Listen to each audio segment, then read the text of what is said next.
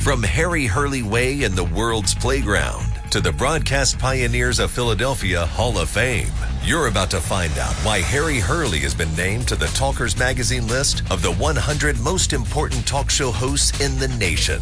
Live from the studios of Town Square Media in Northfield, it's Hurley in the Morning on WPG Talk Radio 95.5 and the WPG Talk Radio app. It is 6 minutes past the hour. TGIF, welcome to the program. I heard Dan Zarrow, and I can tell you that about 3 hours ago, it was 35 degrees. There was literally ice on the roof of my car. I didn't notice it anywhere else. I take that back. Windshield and the back window. You might call it frost, but I think it would actually qualify. I mean, there was a thin layer of ice. I'm going to go more than frost. I don't know really the difference. Frost, I guess, is like a coating, but it was ice on the car. Nothing to, I put the windshield wipers on and that did that. I put the rear window defroster on and it took care of that. But it was there. I did hit the windshield wiper solvent, though, because the windshield wipers, there was still a little thin layer of the ice with just the windshield wipers. I mean, if you're going out anytime soon, you might experience something like that, but I think it's already, let me just double check, I think it's already like 39 degrees or something, maybe even a little bit more. Give me just a second, and I can tell you precisely. Let's see. High today is going to be 57. Wow. 34 degrees. It went the other way. I take that back. I'll tell you what I did love. I love it when it's not windy. There's like a northeast whisper of maybe 2 miles an hour, something like that. Look how this is going to go. We're going to pick up 2 degrees this hour. Then we'll pick up 7 degrees by 8 o'clock, 6 more degrees by 9 o'clock, so it'll be 49. And by 10:06 this morning, it will be 52 degrees en route to 57-ish, although I don't see an hour anywhere today that's more than 56. And I'm going hour by hour. 0% chance of rain. That's fantastic. Let's see. The overnight low looks like it will be 40. Not too bad. And then as the weekend goes on, it's warming up. The coldest it will be going into Sunday morning will be 50 degrees. Not bad. So we're getting there. I think I heard Joe Kelly yesterday, Dan Zarrow this morning, say that by Sunday, I think it's going to be 71-ish, something like that. Programming note. I can't tell you where, and it's not a trick. It's the rules. But I am guest hosting nationally today, and if you're very strategic, you'll know where to find me. And we have some great guests. Andy McCarthy, Leo 2.0 Terrell. Let me tell you something. He laughs. He loves it. When I call him Leo 2.0, oh my God. It is, I have to tell you that, first of all, Sean Hannity nicknamed Leo 2.0 because Leo used to be a Democrat and now he's a Republican. He is such a great guy. I'll be interviewing him today. I think it'll be in the 5 o'clock hour. Andy McCarthy, I know, he's at 4:35. Liz Peek, who is awesome as well, is at 4:05. We have really a great program. But when I get to say Leo, and I will, and I do, Leo 2.0, Terrell. And he has like Trump-like hats, the red hat, and it has Leo 2.0 on it. It's fantastic. In fact, you know what I have to do? I'm going to do it. I got to get, because I don't think he has a, well, I shouldn't say that. Maybe he does. I'll look into that during the break. But I will confirm from Leo today. I want an autographed. Matter of fact, I got to get two. And I'll buy them. I want to get one for me, Leo 2.0, autographed. And then I want to get one for our silent auction for Friday, October 4th at Resorts Casino Hotel in Atlantic City. Yeah. All right, so we'll be doing that. Hey, the New York Times, and we'll get into this more probably after the first break, but they are literally blasting, I guess I shouldn't say literal, figuratively, blasting Joe Biden for his avoidance. Everything that I tell you, I'm telling you, I don't tell you anything that's not true. Everything we tell you is true and we can back it up. And it took them, almost 4 years. And when you count the year of the campaign, almost 5. Finally, they've had enough. Anybody out there, raise your hand if you remember me saying at some point they're going to have enough. And when they can strike and cause the most damage for him is now. Because think about the disrespect shown by this president and this White House. Now, of course, we know why. Because we have a president, if you saw him just, the day before yesterday, 4 more years, pause. Then he went like, blah, blah, blah, blah, blah. And he didn't know what it meant. And then he read pause because he's Ron Burgundy, news anchor. And it was on the teleprompter. Pause. 4 more years, pause. That's why he can't do an interview with the New York Times. The New York Times has not endorsed a Republican president since 1956, Dwight D. Eisenhower, who they did not endorse in his first campaign. 1956. Crazy, isn't it? I will tell you objectively, very, very, very bad day yesterday for Joe Biden, Jack Smith, and all the jackals.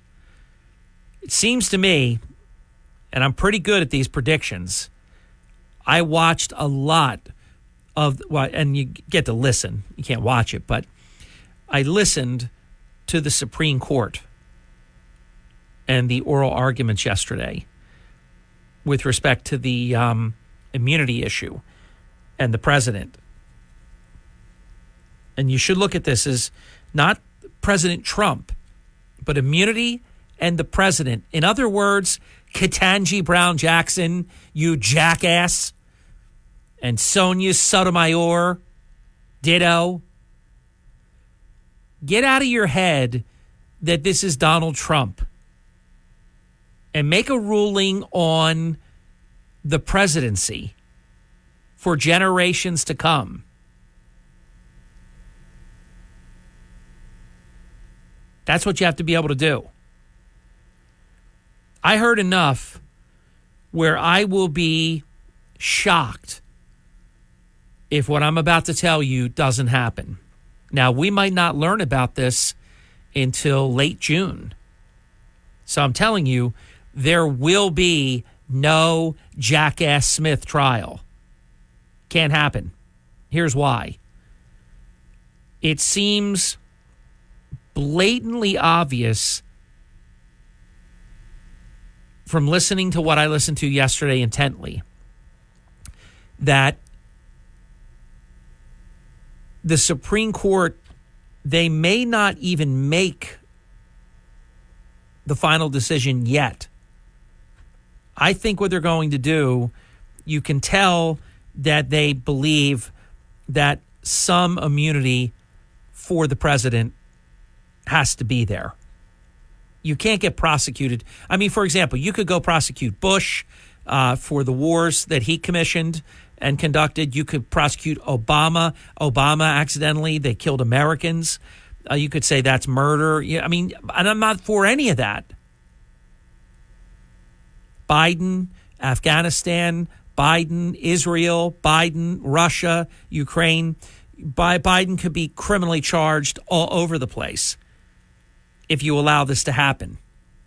I'm saying take Trump out of this and make a decision. As Gorsuch said, we're making a decision for the ages. Let me write that down because that's going to be part of my national monologue today, I'm sure. Give me a second here.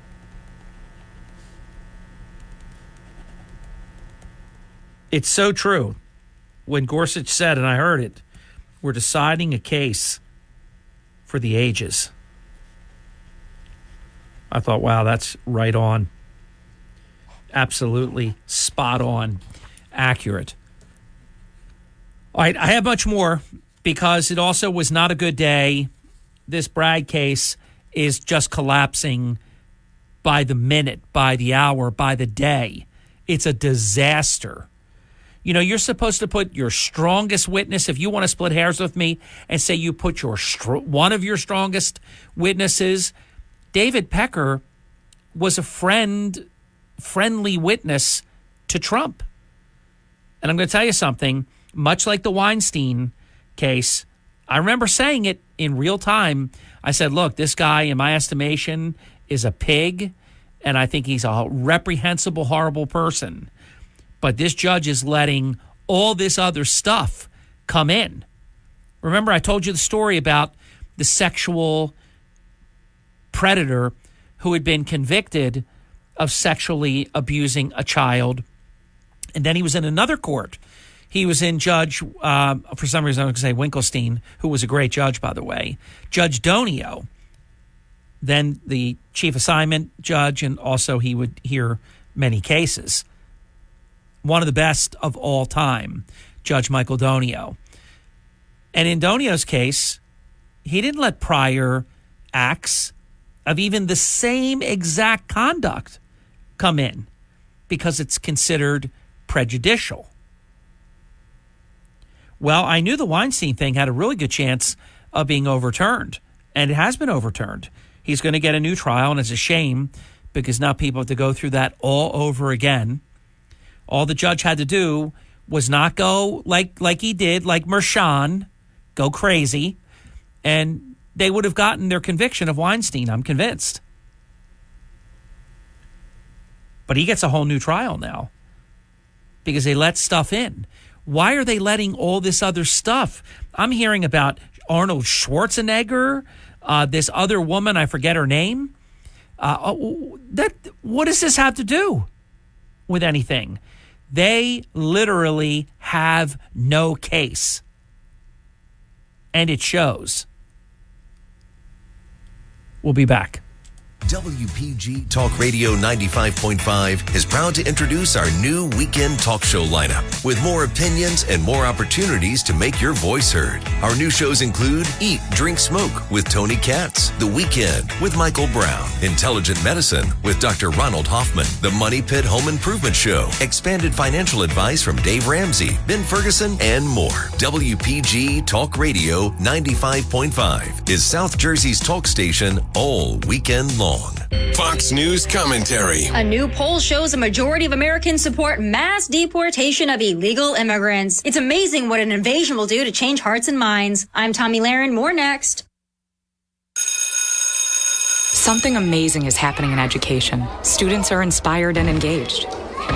That's because school districts consulted with CDW, who designed modern classroom solutions with pre-configured HP devices, making learning more accessible, secure, and immersive. Now, when students study topics like elephants, it feels like elephants are there with them. HP and CDW make amazing happen. Learn more at cdw.com/HPPSG. Folks, I never thought I'd see the day when the majority of Americans support the mass deportation of illegal immigrants, but according to a new Axios Vibe survey by the Harris Poll, that day has come. According to the poll, 51% of those polled say they would support the deportation of illegal immigrants, and yes, that includes 42% of Democrats. The one silver lining in all this failed Biden presidency is that perhaps it had to get this bad for people to wake up. And I give direct credit for this opinion shift to Texas Governor Greg Abbott, who, through his busing of illegals to blue cities, made the border invasion unavoidable. If re-elected, Donald Trump has pledged to begin the biggest mass deportation effort in American history. And if he accomplishes that goal, well, he belongs on Mount Rushmore. I'm Tommy Lahren, and you can watch my show, Tommy Lahren is Fearless, at Outkick.com. You're listening to Hurley in the Morning on South Jersey's talk station, WPG Talk Radio 95.5 and the WPG Talk Radio app. You're waking up with Hurley in the Morning. It's the topics that matter to me. Thank you. WPG Talk Radio 95.5. Matters to me, too. 25 minutes past the hour. Allergies are raging. Thank you for waking up early in the morning. So happy that you are here. And I have so many other items I want to cover with you. But I do want to say, relative to the Supreme Court yesterday, the reason you know how bad it went for the Democrats, keep in mind, they're so unfair. They don't want the right thing to happen. They want a decision. They don't care if for all of history, this is a horrible ruling for the country. They just want to get Trump. It is sick. They are sick. There's never been anything like it. It's terrible in so many ways. It's just toxic. But Chuck Schumer yesterday publicly trashed the Supreme Court. They haven't even made their decision yet, but he knows what the decision is going to be. I don't think I made it clear when I said I'm making a prediction of what the Supreme Court is going to do. They're going to pass it back down to the lower court. They're not going to affirm that ruling that went against Trump. They're going to send it back to them with certain guidance. And they're going to address the issue of limited immunity when a president is acting in his, and one day it will be hers, official capacity. And then what that's going to do is, no matter how fast, the lower court's not going to get it in late June, right before July. Oh, we'll fix this today. Come on, the trial starts July 2nd. Why don't we start the trial on July 4th? So they're going to have to deal with it, make a ruling. Then that'll ultimately go back to the Supreme Court. And then you'll see the decision will be that there will be limited immunity, because there has to be. It's just like when they took some immunity away from police officers. You've got to have immunity within your official capacity. However, by comparison, though, not to do things like what Marty Small does, like call press conferences and say that someone's a card-carrying Donald Trump Proud Boy member. No, that's not within the covered stuff of your official capacity. But if a cop does something and perhaps in the end it's something that could be questioned, they should have immunity. Not to blatantly go out and commit a murder, but if they're doing something within their job. So a couple of things here. Big win for Trump, because it's apparent to me. I'll tell you who might be a disappointment, but I don't think she's going to be determinative, is Amy Coney Barrett. I'm starting not to care for her very much. But it seems pretty clear Judge Roberts, Alito, Gorsuch, Thomas, Kavanaugh, they don't want this to be that somebody like Joe Biden can criminally charge their opponent. Everything we've been telling you is what they talked about yesterday.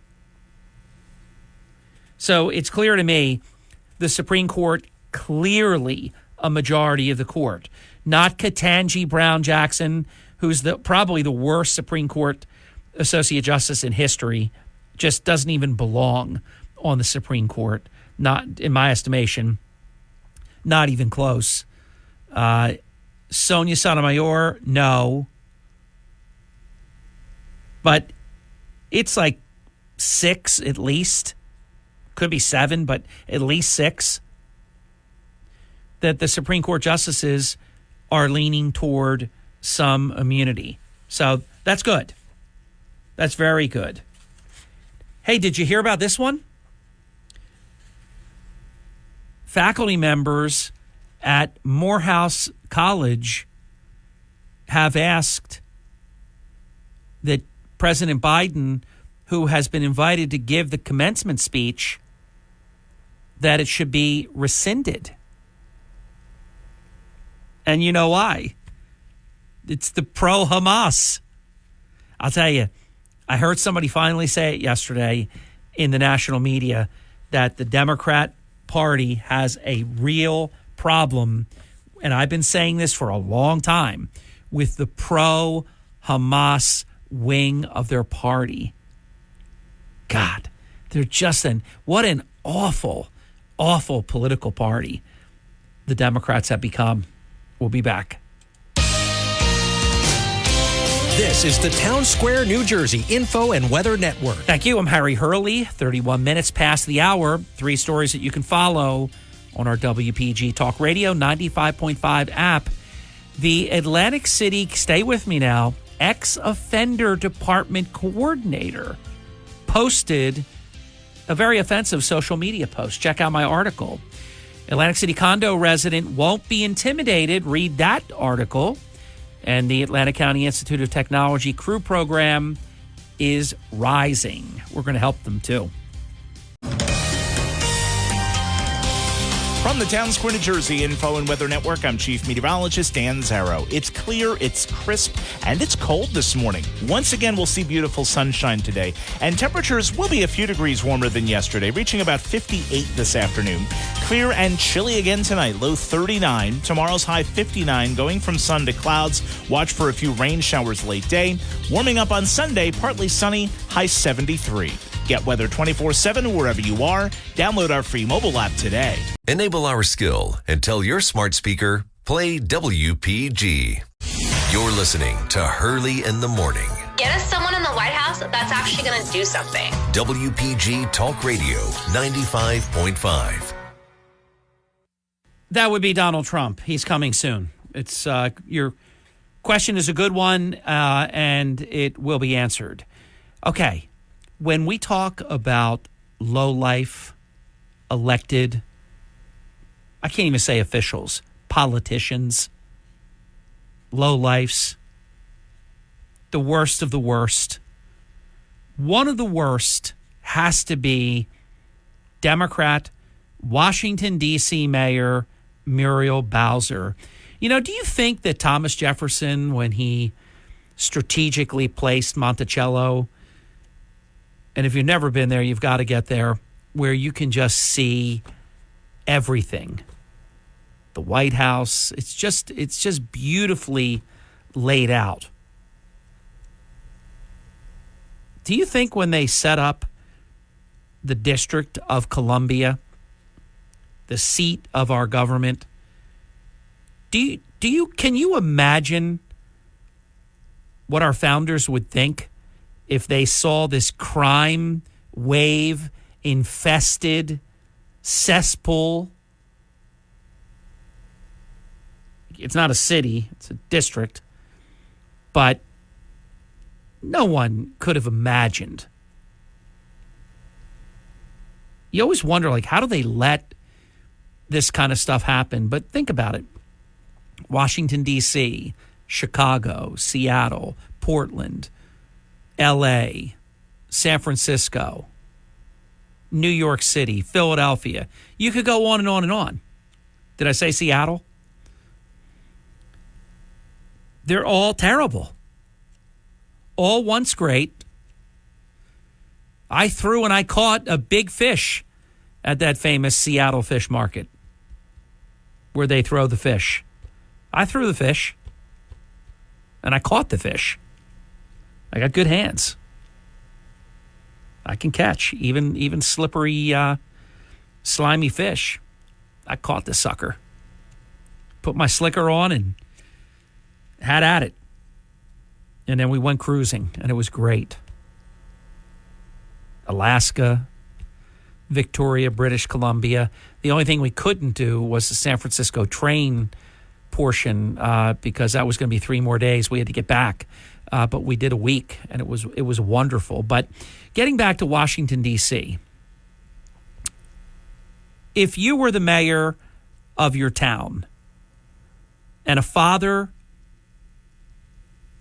who lost 3 sons who were killed in separate crimes, and if that father asked to meet with you, what would be the chances of anybody listening to this program that you would say no to that? I'm going to say, and I don't answer for you often, every single person listening, and you are Republicans, you are Democrats, you are some Democrats that don't admit that you listen, and you listen more than I do, and independents and unaffiliated. You're the full spectrum of citizenry. 100% of you would meet with this father. Mayor Muriel Bowser, one of the worst elected officials, not in just America today, but in American history, has refused to meet with the father who lost his 3 sons because of Washington, D.C. violent crime. Isn't that amazing? Bowser was asked by the local Fox affiliate in Washington, D.C., if she planned to meet with John Evans. He's the dad. She didn't hesitate. The word abruptly fits in. No. John Evans has been asking for a meeting with city officials since the death of his 3rd son, Avian Evans. Authorities say Avian Evans was shot and killed at Washington, D.C.'s Brooklyn Metro Station on April 4th.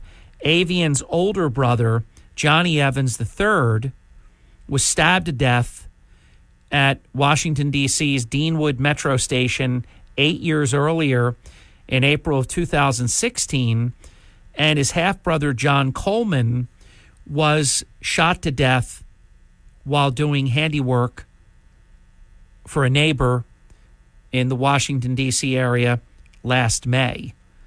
The man has lost 3 sons. Can you believe that? Could you even imagine that? They have some bogus Office of Neighborhood Safety and Engagement. Yeah, right. I'm sure they're sight unseen spectacular. Everything you could ever wish. Anything you could ever want. Close to lines from the Greatest Showman. You know the song, it's everything you ever want. It's everything you ever need. So, yeah, he's yet to hear from anyone, despite more than 3 weeks since his latest son's death. Amazing.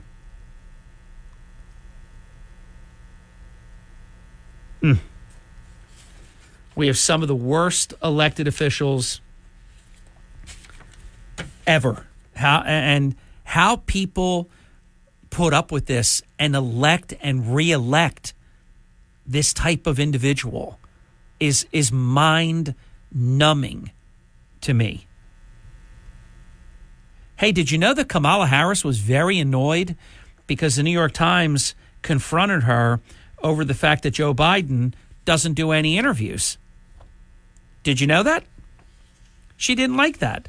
I think she said something like, almost like, "What are you talking to me about that for? Talk to the White House about that."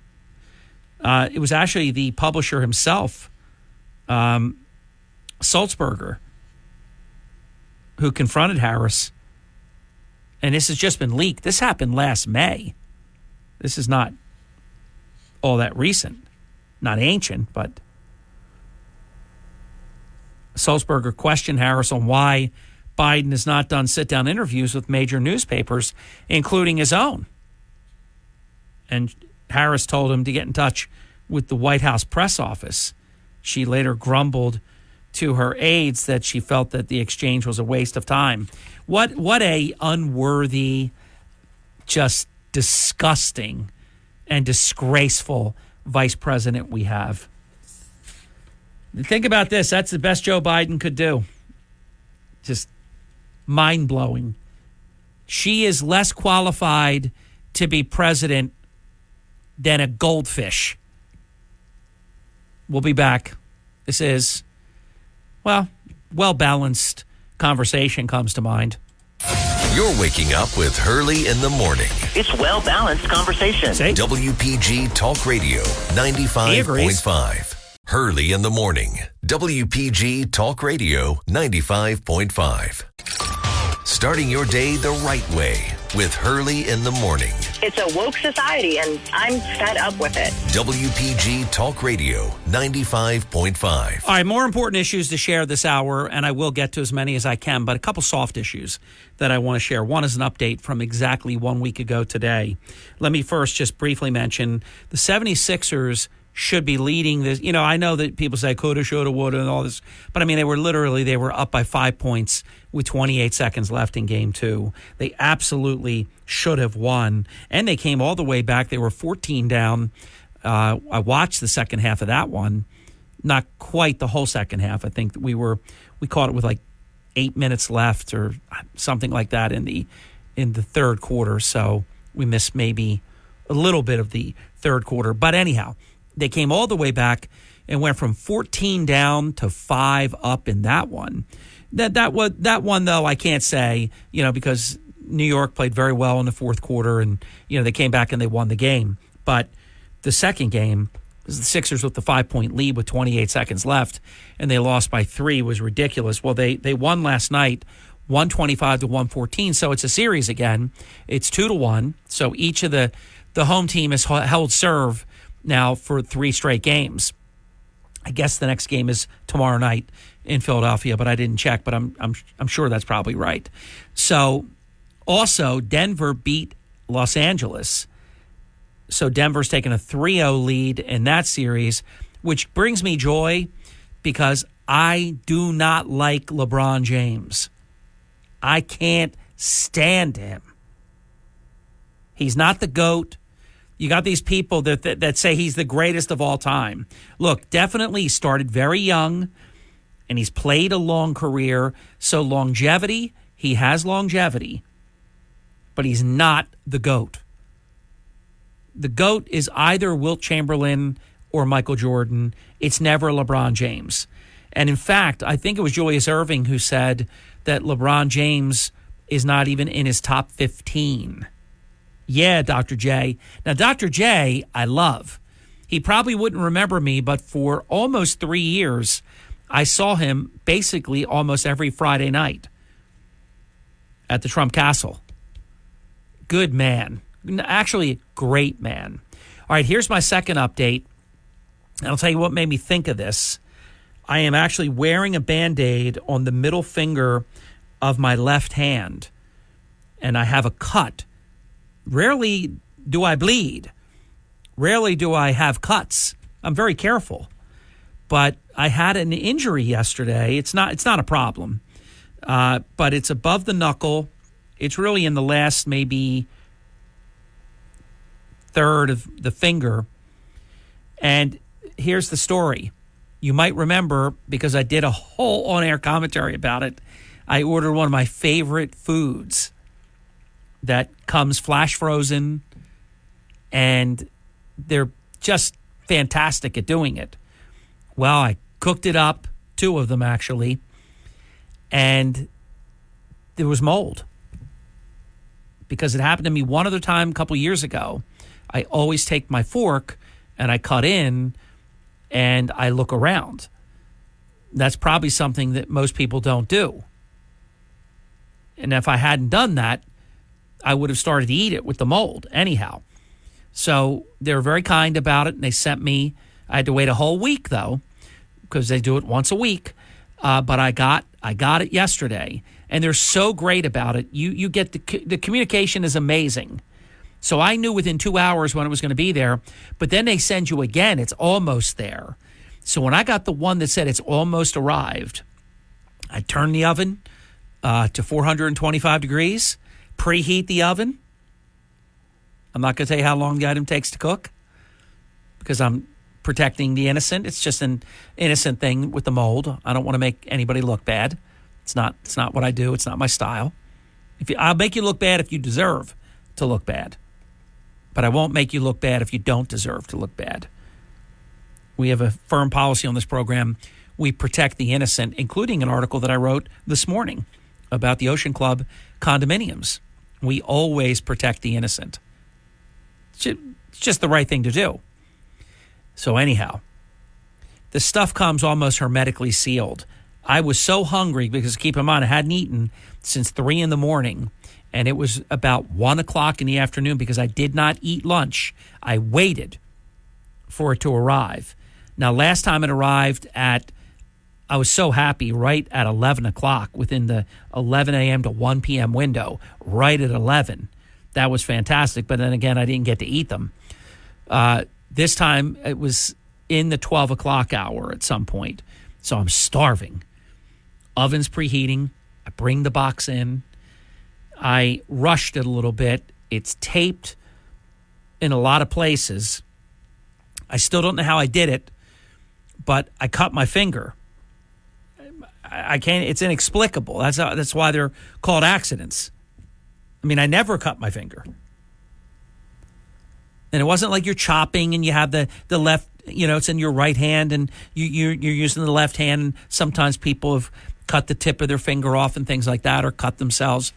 So this was not a big bleeder or anything, but man, it hurt, and I thought it was deep, but not barely a drop of blood, not even really, a little tiny bit in the Band-Aid when I changed it this morning.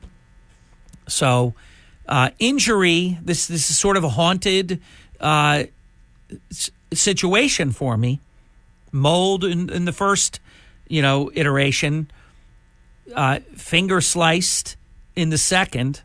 This knife that I use to cut things like that, I'm telling you, if you threw a piece of paper up in the air, you could be like Mr. Miyagi or something. Bruce Lee. I mean, cut the thing right in half. The knife is so sharp. And it was like, no, like slow motion, because it was happening. And I thought, no.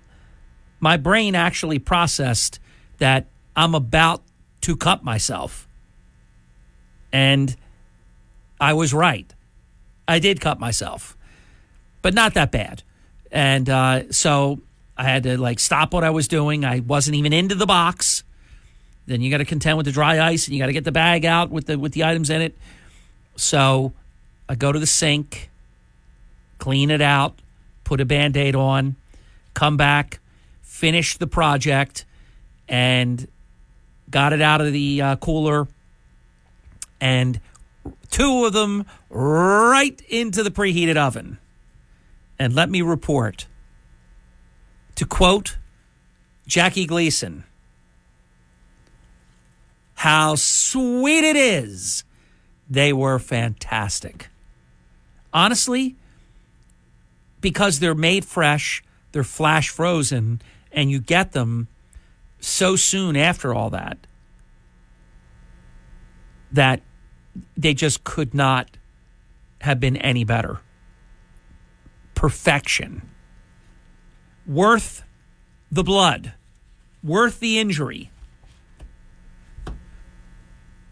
Remember I mentioned a little while ago that SCOTUS, Supreme Court of the United States, sees a dangerous precedent in the Trump immunity case if presidents can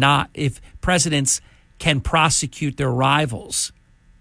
That really was everything we've been talking about is a very big issue on this. And you've got to make decisions that aren't based on someone you don't like.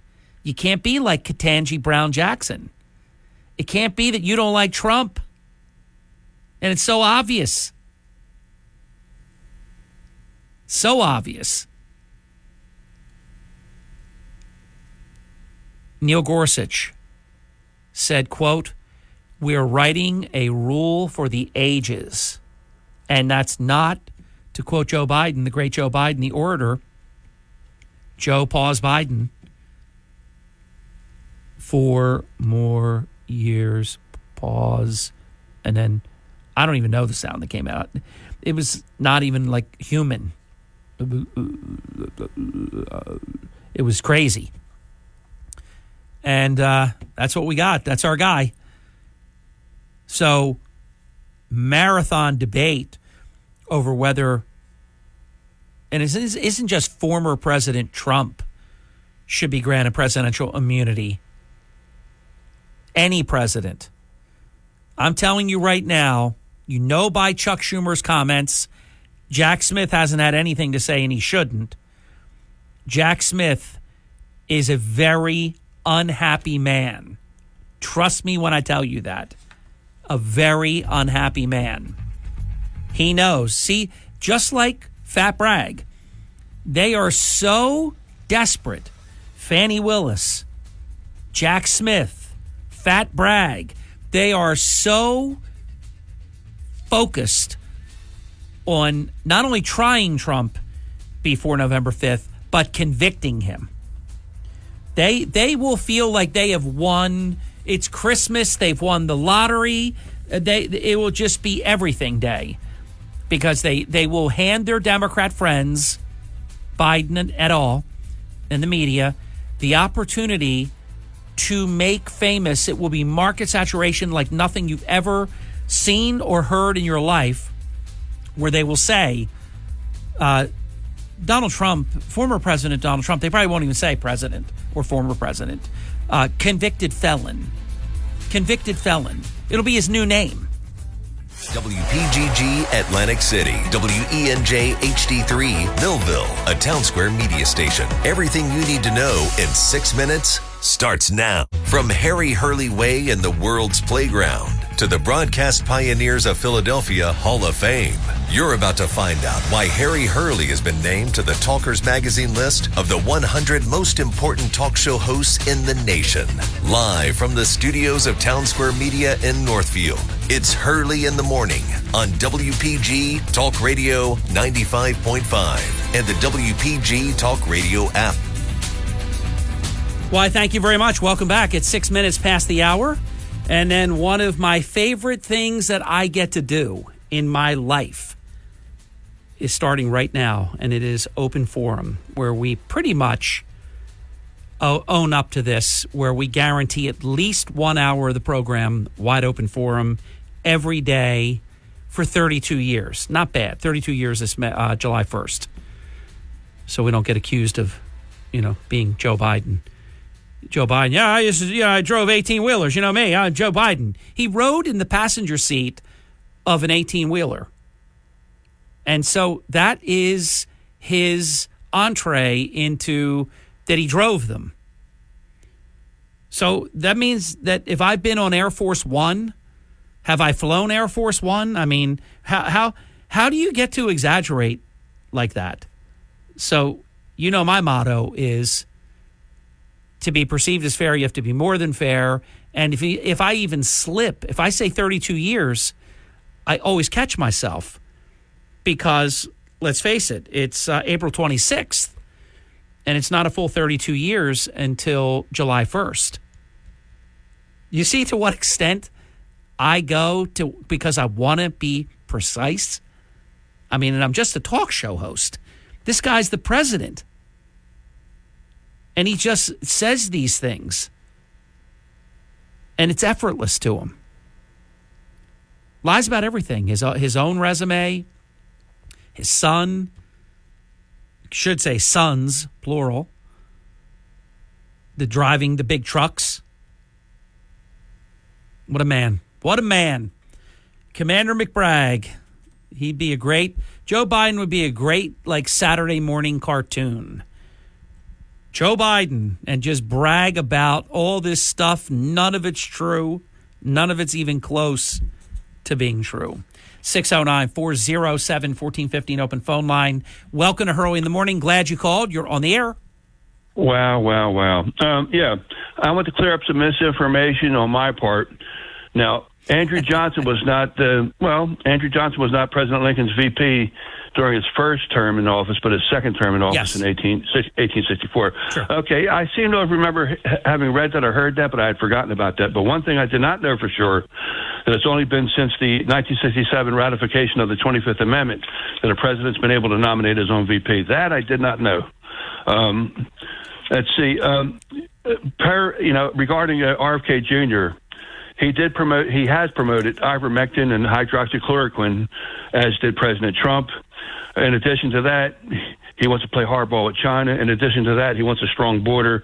He has some differing opinions about how to secure the border. He wants a more porous areas to put a wall up and other areas to have patrols there, which makes sense to me. But, I mean, he could work that out with President Trump. But as far as RFK Jr. on climate change, I put in the Google search engine that exact thing, RFK Jr. on climate change. And what came up was a left-wing vlog called The Majority Report, and they took him to task for taking a photo op with Roger Stone and General Flynn. They didn't like that. And also, he says, I want cheap, green, and clean. However, whatever we come up with, whether it's solar, whether it's wind, whether it's nuclear or solar wind, I never heard of solar wind, not solar and wind, but solar wind. But he says, whatever we come up with, it has to be floated by the public and not forced down the public's throat. That's what he said. And they, being the good little communists that they are in the Majority Report, they had a problem with that too. But solar wind, I'll have to look into that, because you're actually using streaming from the sun itself, which is like goes up to 1.5 million degrees Fahrenheit. It's real hot, and you're using which is also he has some mixed feelings about nuclear energy, because nuclear fission does leave a lot of waste. Nuclear fusion is dangerous because of the high temperatures that you have to operate at to use a fusion torch. So he's not unsound. He has a lot of sound ideas about a lot of things. And yes, as far as him being the vice president for President Trump, I mean, it would have to be floated by the GOP convention, and the establishment or country club Republicans no more want him no. as a VP. I don't want him either. I do like him, though. I like him a lot. Many in his family don't like him. Makes me like him even more. Trump's not going to pick him, and he's already said he won't take it. So it's a non-starter, Flash. Let me get the next call, and you have a great weekend. Good to talk to you. Welcome to Hurley in the Morning. You're on the air. Hello, Harry. It's a great day in Brigantine. You sound inspired. Good morning. I am.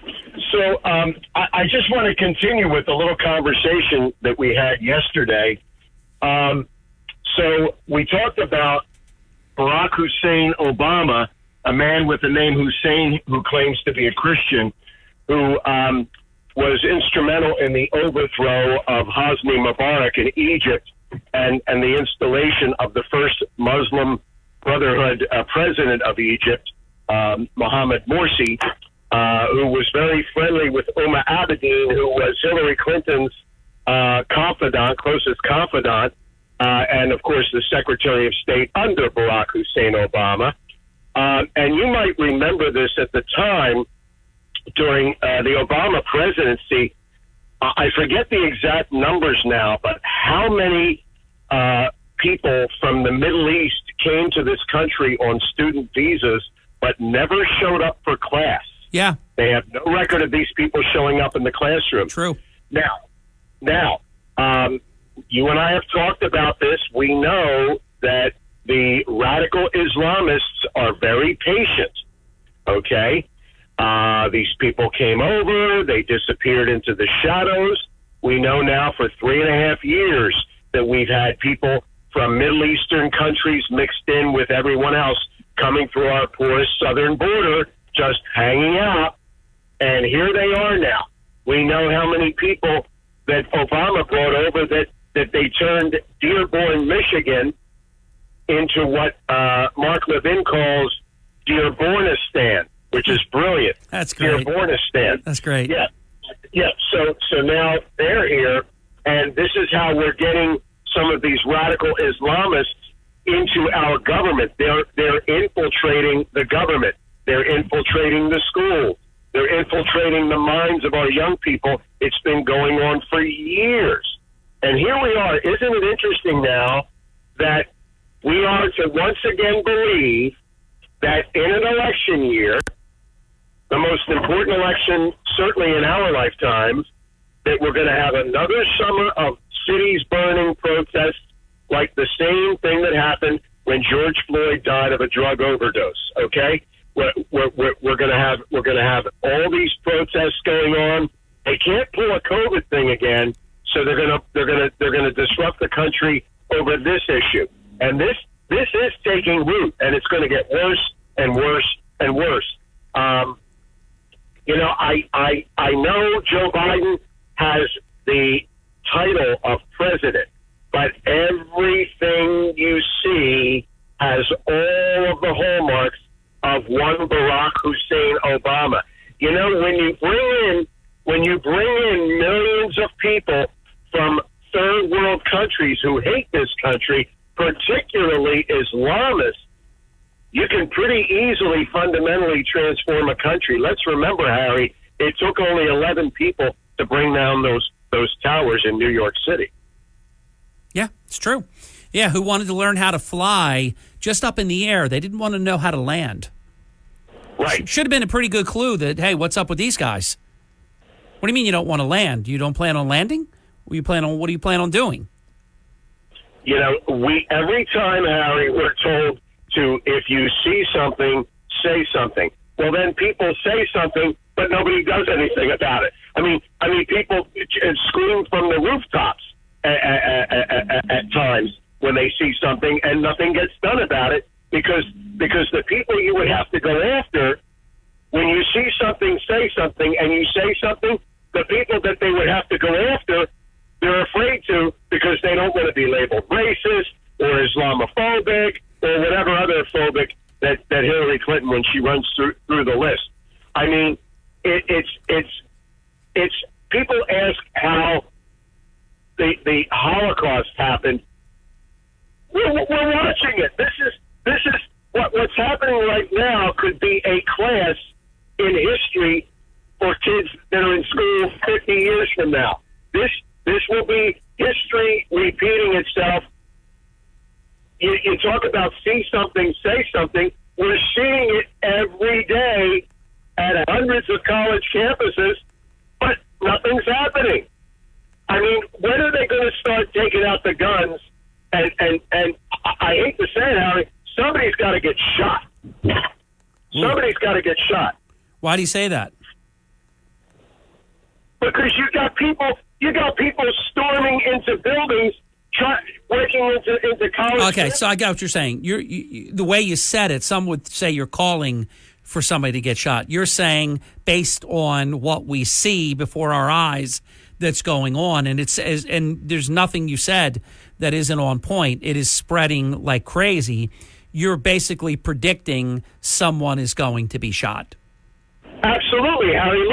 Listen, would you say that hundreds of people gathered en masse shouting "Death to America" constitutes an insurrection? Oh, my God. I mean, they won't say it, though. The Democrats won't say it. You got Chuck Schumer and the Democrats, they're criticizing Israel. You have Nancy Pelosi asking for Benjamin Netanyahu to be removed from office. I mean, these Democrats are sick, and they are pandering to the pro-Hamas wing of the Democrat Party because they know they're about to lose the presidency.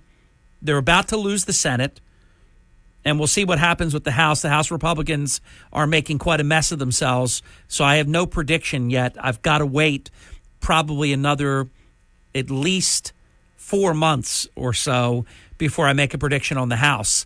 But, yeah, they're on the wrong side of everything. History, they're on the wrong side of who our allies are. They coddle to our enemies. They've united our enemies. I call them the Batman villains. They've all gotten together because they do not fear Joe Biden. They did fear President Trump. There's a reason there was no violence to speak of when Trump was president like you see now. None of this stuff. There would be no Hamas, Israel. There would be no Soviet or Russia, Ukraine. Afghanistan would not have happened. I mean, it's terrible. We wouldn't have this inflation. We wouldn't have 1.6% GDP.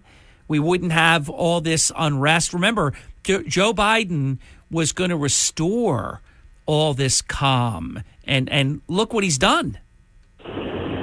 Harry, I would guess, and I could be wrong because I've listened to a lot of experts on this. I would guess that about 25, 30, maybe 35% of these protesters are actual students at those universities. I believe the rest of them who have come through the southern border and who are being paid to go wherever they are needed to protest. It's called AstroTurf. They're AstroTurf, DEI, Democrats, socialist radicals. Wouldn't be surprised if a certain socialist wasn't funding this. Let me tell you something I made it a point to look up the other day. I wanted to see an aerial shot, not a ground level shot of the tents. I want to see an aerial shot. Do you know that all the tents are exactly the same? Well, hold on. Now, if you haven't observed that, and I'm not putting you down if you haven't, I just made it a point. I wanted to see, what do they have? What materials do they have that they live here now and they're on this lawn area? And I saw the first thing that struck me was every tent brand new, every tent exactly the same. Same tent, same color, same everything. Which means, and all those signs that are, professionally printed, this is a complete Democrat setup job. Harry, I did observe this. It looked like they brought out surveyors and perfectly positioned each tent equidistant. Exactly. It's perfect. Exactly. They're in perfect lines, and they're all the same. And they didn't all go to the same Dick's Sporting Goods store, or what's Kabbalah camping, whatever it's called. This is all rigged. Yes, and this reminds me of the Floyd protests, where all of a sudden you had guys in California and people in New York wearing the same clothing, carrying the same signs, like they were all printed by the same company. Harry, I've always said they get these warehouses in these cities and they stock them with this stuff. They've got the frozen water bottles on pallets at the ready, and they just magically appear on the. Oh, hey, there's no doubt. I mean, bricks also, don't forget, it happened in Atlantic City as well. I had pictures of it. They drop ship their violent protest equipment, material, to the different sites. Literally dropping pallets of bricks and things. No doubt about it. Yeah, and then one day they get the cell phone call. It's go time, and everybody that's got one of those burner cell phones knows exactly where to go to get the materials they need, and they go and get all this stuff. It's all planned. It's all a setup. It's all for the same reasons that they did it in the summer of George. It's about, you want to talk about election interference. Think about this. Ashley Babbitt was murdered. She was basically just standing there, and you've got now these people shouting "Death to America," Harry. And George Floyd has a statue. Yeah, I mean, you got to admit this is so whacked. What's going on? Kate Smith comes down. Other prominent figures come down. George Floyd has a statue. A career criminal. Did you ever see the images that ISIS uses. They show the pictures of the White House with the black flag flying over it, the ISIS flag. At what point, because these people don't like Joe Biden either because of the quote, pro-Israel stance. Right. Well, remember, a big day was when Bo Bergdahl's father spoke Pashto from the White House. I remember that vividly. Yeah, very, very big day for the cause. Hamas has already been releasing their propaganda about how all these protesters are the next great generation of Americans. Yes. The Muslim Brotherhood is Hamas. Hamas is the Muslim Brotherhood. They are one and the same. And I've told you this before. They said that there's three main ways that they are going to destroy this country. Number one is through the wombs of our women. They're going to come here, have lots of kids, raise them up to be little terrorists who hate America. Number two, they're going to destroy the country through immigration. And number three, they're going to destroy our country by using our own freedoms, rights and freedoms against us. And here they are. They have the right and the freedom to say death to America, and they're using it against us. And at some point, they're by the way, death to America is not free speech. The Democrats say it's free speech. It's so interesting how much tolerance they have for radicals that wish us such ill, but they have no tolerance for Trump or Trump supporters. Kind of interesting, isn't it? They hate Trump and Trump supporters, and they love these radicals. Andy, I'm so late. I took two breaks. I took two segments at one time here. I got to go. 609-407-1450, an open phone line. This portion of the Hurley in the Morning program brought to us in part by Congress Hall. You know, when you've been around and welcoming guests since 1816, you've done something. And you're still welcoming guests in the year 2024. Congress Hall is America's first seaside resort. There is a classic American charm that I promise you, if you've never been there, is felt the minute you walk through the door. As Margie Hurley says, one night at Congress Hall is like a vacation. And it's true. An overnight stay at Congress Hall feels like you're stepping into your own little cottage by the sea, which is what they used to call Congress Hall a few hundred years ago. Hearty farm fresh favorites at the Blue Pig Tavern. You have the Brown Room, which is an awesome lounge. You have the wood-fired pizza that is off the charts amazing. And the other great food and beverage items down in the Boiler Room. And right now, spring midweek is a great idea. Book your stay. Tell them I sent you. CapeResorts.com/Congress Hall. Congress Hall is America's first seaside resort. We'll be back, and this is a shocking development. The phone lines are completely open. That's never the case in the middle of open forum. 609-407-1450. Do me a favor, change that, and we'll be back in a little bit. You're listening to Hurley in the Morning. Mays Landing. I'm from Mullica Township. Listen at home or in the office on your smart speaker. Just say, play WPG. HD. Ocean City. Hurley in the Morning on South Jersey's talk station. WPG Talk Radio 95.5. Your morning espresso starts right here. It's the Sean Hannity Morning Minute. The White House puts out official transcripts whenever the president speaks. And in this folks, imagine what we can do the next 4 more years. Pause. The way they write it up in the official transcript.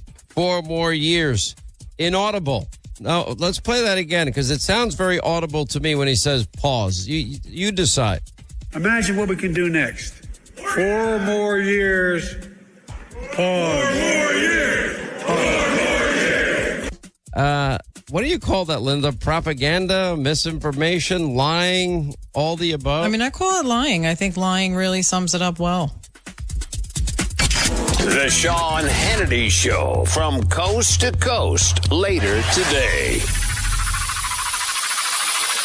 Getting quality employees to fill positions in your company is essential, but finding those people can be a major hassle, unless you use ZipRecruiter.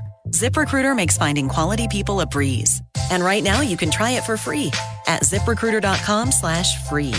With ZipRecruiter, one click sends your job to hundreds of top job sites. But more than that, ZipRecruiter's advanced technology identifies the candidates with the skills you need, sends you a list of great matches to review, then actively invites them to apply for your job. And the results speak for themselves. 4 out of 5 employers who post on ZipRecruiter get a quality candidate within the first day. That's right, the first day. Now you can focus on your business and let ZipRecruiter do the work finding the best people for you. See for yourself. Experience the ease, efficiency, and power of ZipRecruiter for free. Just go to ZipRecruiter.com/free. That's ZipRecruiter.com/free. ZipRecruiter.com/free. Starting your day the right way with Hurley in the Morning. WPG Talk Radio 95.5 and the WPG Talk Radio app. You're waking up with Hurley in the Morning. I listen every morning. WPG Talk Radio 95.5. It is 31 minutes past the hour. Special shout out to Noah Hurley Baker, who's observing the program in real time en route to school this morning. Hey, Noah. 609-407-1450, an open phone line. Morning, John. You're on the air. Go. Hi. Good morning, Harry. My question is, where is the FBI in all this? We have people sitting in jail for what they possibly might have done, at Washington, D.C. And here, there's all these students and all these universities, and most of them probably aren't students, as you say. And are they investigating them? What are they doing? Doesn't seem like it. Here's the deal with the FBI. Some of the greatest anywhere in the world work for the FBI. The problem is, what do they say about a fish? It rots from the head. We have the most corrupt hierarchy probably in history. So they're never on the right side. They're on Biden's side. Biden's with this group. I mean, that's the pro-Hamas wing of Bidenville. So the FBI is absent right now because this doesn't fit the Biden agenda. Now, you notice how when they were lighting the country on fire and assaulting police officers and all of that was called fiery but mostly peaceful protests. That's called protests. Biden and Harris, they were bailing violent criminals out of jail so they could commit more violent crime. But then I was going to say September 11th, just a slip.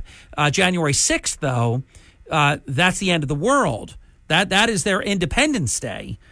These socialist Democrats. I mean, it's their nirvana. It's everything. Nothing will ever rise to it ever again. And of course, these protests that are becoming violent. Someone was assaulted this morning, actually, right before we went on the air. There's no action being taken. You have the usual suspects. What was it? Colombia. They got upset because actually police were trying to help. They don't want it. This is not part of their agenda. They want that radicalism, the anti-Jewish wing of the party. That maybe you can answer me a question. I just answered yours. Why are 70% of American Jews preparing to vote for Joe Biden in about 6 months? No, it's unbelievable. Somebody's got to tell me what is that about? Don't understand it. I don't understand. I mean, they're undermining Israel. They're undermining their leader, Netanyahu. They're pro-Hamas all the way. I mean, it's unbelievable. And 70 or more, it used to be more, it may be more still, percent of Jewish American voters will vote for Joe Biden. Well, maybe they'll wake up before November. I pray that they do. And I'll pray that Trump... Yeah, the short answer is the FBI has stand-down orders right now. Right. Well, that's why we need Trump in there. Yep. So that's what I'm praying for. You got it. I'm with you. Thank you, Harry. Thank you. Be well. Thank you. Have a great weekend. Thanks for checking in. Important question, easy answer. When you see them do nothing, then you know they're doing exactly what they want to do. It's not an accident. Remember, they keep, it's so stupid. They do these red line things, and then they cross them. I was watching one yesterday afternoon. The deadline expired. They didn't leave. They're still there. Then there was another deadline, and they didn't leave. Then they said, okay, we'll give you 3 more days. What? What are you talking about? Get him out of there before somebody gets killed. Remember, chanting death to America, chanting death to Israel, that's not free speech. Don't confuse the two. Saying anything you want is not free speech. If you want to remonstrate against your government for certain actions that they take, and you want to protest, and you want to do certain things that are not of the nature of a violent or threatened insurrection, well, that's great. But that's not what this is. These are anti-American, America-hating individuals that should be criminally charged. You know, they did criminally charge several dozen, and then they dropped all the charges. I mean, this is what happens. But we've got people rotting in jail cells, in some cases that get out for 1 hour a day, that have been kept locked up because of January 6th, because the people with power have made that as though it is the... Look, I'm not for anybody that was inside the Capitol building breaking stuff or doing anything like that. If you committed a crime, then you should be charged. But they charged people that, in some cases, that weren't even there. In other cases, they were there but didn't go inside, or that went inside but were invited inside. So we have to have a new president, and there are literally, I believe, hundreds of people that have been charged that should not have been charged. And the Supreme Court is about, you'll see, and the Democrats will go crazy. Chuck Schumer and the rest of these fools will go crazy, but they're about to change all that. There's a ruling that's going to come out that will probably eliminate some of the criminal charges against President Trump. They won't be able to continue, and it will free some of the people that have been charged. What they did, the Democrats, they abused power. Now, remember, when Ashley Babbitt was shot, they would not release the shooter, the Capitol police officer that murdered. I hate to say it because, I typically support law enforcement, but she got murdered. She was unarmed. She peeked her head through a window of a door and got her head blown off. Actually, I think she got shot in the chest. But she died. And you never hear that. They always talk about people who died on January 6th, that maybe they died later, 3 days later, they had a heart attack and things like that. And they try to count them as people who died because of January 6th. Here's the one and only person that really did, and they don't even cover it. They won't report it. George Floyd has a statue, though. But Ashley Babbitt was murdered, and the Democrats covered it up. I think it was how long? It was such a long time after the fact that the name of the person that did it, actually, he self-reported. He came out, it just came to me. He came out himself. They never came out and said, why? Why not? Because they have the power right now, and they abuse it. They abuse it to no end. Remember how many of these violent criminals, Biden, Harris, and the rest of them, Schumer, all of them, they defended them. All right, we're real late. We're at the halftime break, 9 minutes late. We'll catch up. This is the Town Square, New Jersey Info and Weather Network. Thank you, Harry Hurley. 3 stories that you can follow on the WPG Talk Radio, 95.5 app, Follow along on this. Atlantic City Ex-Offender Department. That's an illegal rogue department because council never approved it. But it's on the website. It exists. The coordinator with very offensive social media post. We have the story. Atlantic City condo resident won't be intimidated, and the Atlantic County Institute of Technology crew program is on the move. It's rising. From the Town Square, New Jersey Info and Weather Network, I'm Chief Meteorologist Dan Zarrow. Perfect radiational cooling conditions. All the heat from yesterday has escaped the atmosphere. We're left with some near-record low temperatures this morning, mainly in the 30s. Topping out at 58 today, still below normal, but it'll be mostly sunny and dry. Clear and chilly tonight, low 39. Tomorrow we go from sun to clouds with a high of 59. Watch for a few rain showers late day tomorrow. Get weather 24/7 wherever you are. Download our free mobile app today. You're waking up with Hurley in the morning. WPG Talk Radio 95.5. Starting your day the right way with Hurley in the morning. Biden is going to drive this country into the ground. WPG Talk Radio 95.5. Florida Governor Ron DeSantis has stated that Florida will not follow the new Joe Biden federal Title IX laws, which will allow biological males the opportunity to be able to compete against women and girls.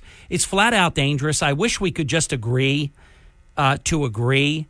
It has nothing to do with being xenophobic or any of these lies that these horrid Democrats try to taint people that are just being logical and being right-minded. I'll give you an example, and it goes both ways. You know, you hear about the example of the man that became a woman, and then girls that get knocked out, get their teeth knocked out, get knocked unconscious, and all these different things.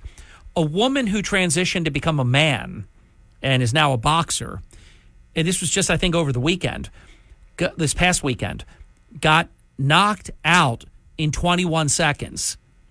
This goes both ways. The physicality of the contact sports.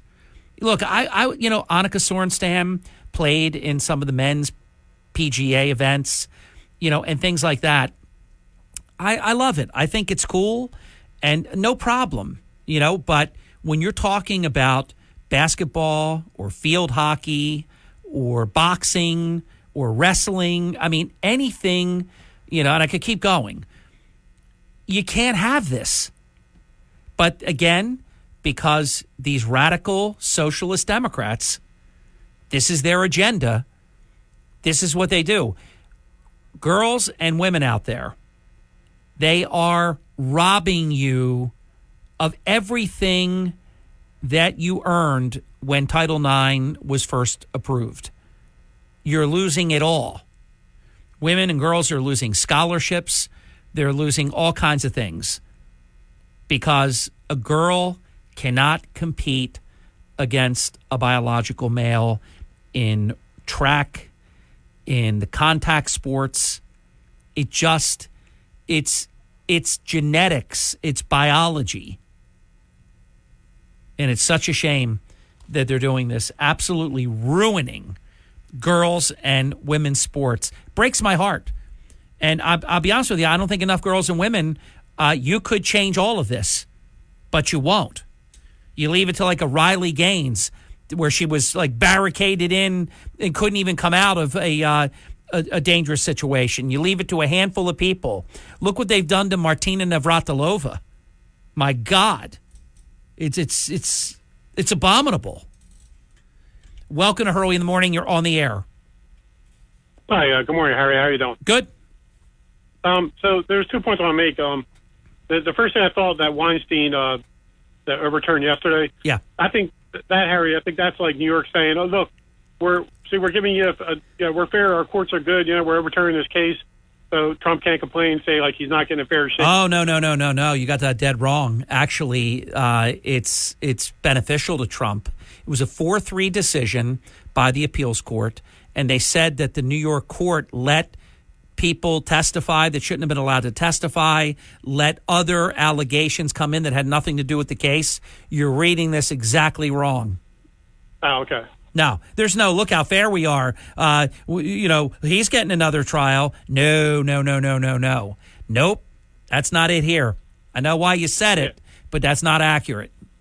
All right. And I see your point. I see where I don't know if you saw the movie Civil War that just came out. It's a really good movie. I saw it the other day in IMAX. I want to watch it, but I have not seen it yet. Well, the thing is, it's not like Civil War. People think like back in the day. It's current times where people are fed up with the with like what's going on in America. And like you just said, this women's sports, one person can't make a difference, but strength in numbers. Yeah. It can make a difference with this women's sports like you're talking about. I mean, honestly, there was something, and I was so proud of it, and I hate to see it, though, because they're forfeiting their own opportunities by doing it. But you had a biological male who now is a woman, and they're in the shot pit circle, and the girls went into the circle, and then they didn't throw the shot put, or push, I guess you call it, and then they stepped out and they took a forfeit. So I hate to say it, but the girls and the women are going to have to protest and not compete. And then the only person that's going to be standing there will be the biological male. And then I don't know, can you have the swim meet if nobody else swims? Can you have the track meet if nobody else runs or does the field events? I hate to say it, but that's the only way. Girls and women are going to have to take this into their own hands. Male, and I don't. And it's repeating back to me, and I cannot hear the caller. So, caller, if you hear me, call me back. Hey, listen, I love to hear myself twice, but that's not fair to the audience. 609-407-1450, an open phone line. One other item that I want to make sure I get in, then I've got to get the last break in, then we will have time to take at least one more call. So feel free to check back in at 609-407-1450. Ohio, I was going to say Iowa. I might be thinking of Caitlin Clark. Ohio lawmakers have co-sponsored a resolution to put Pete Rose in the Hall of Fame. Look, Mike Schmidt had it all worked out, and this never got confirmed, but I know it's true. Pete Rose was going to get in, and he couldn't help himself, and he started saying and doing dumb stuff, and then it all went away. Having said that, Major League Baseball's all-time hit king should be in the Hall of Fame. He's 83 years old, and a lot of people believe that baseball is going to wait for him to die, and then they're going to put him in, which I think is cruel and terrible. I can tell you that I know Pete Rose a little bit.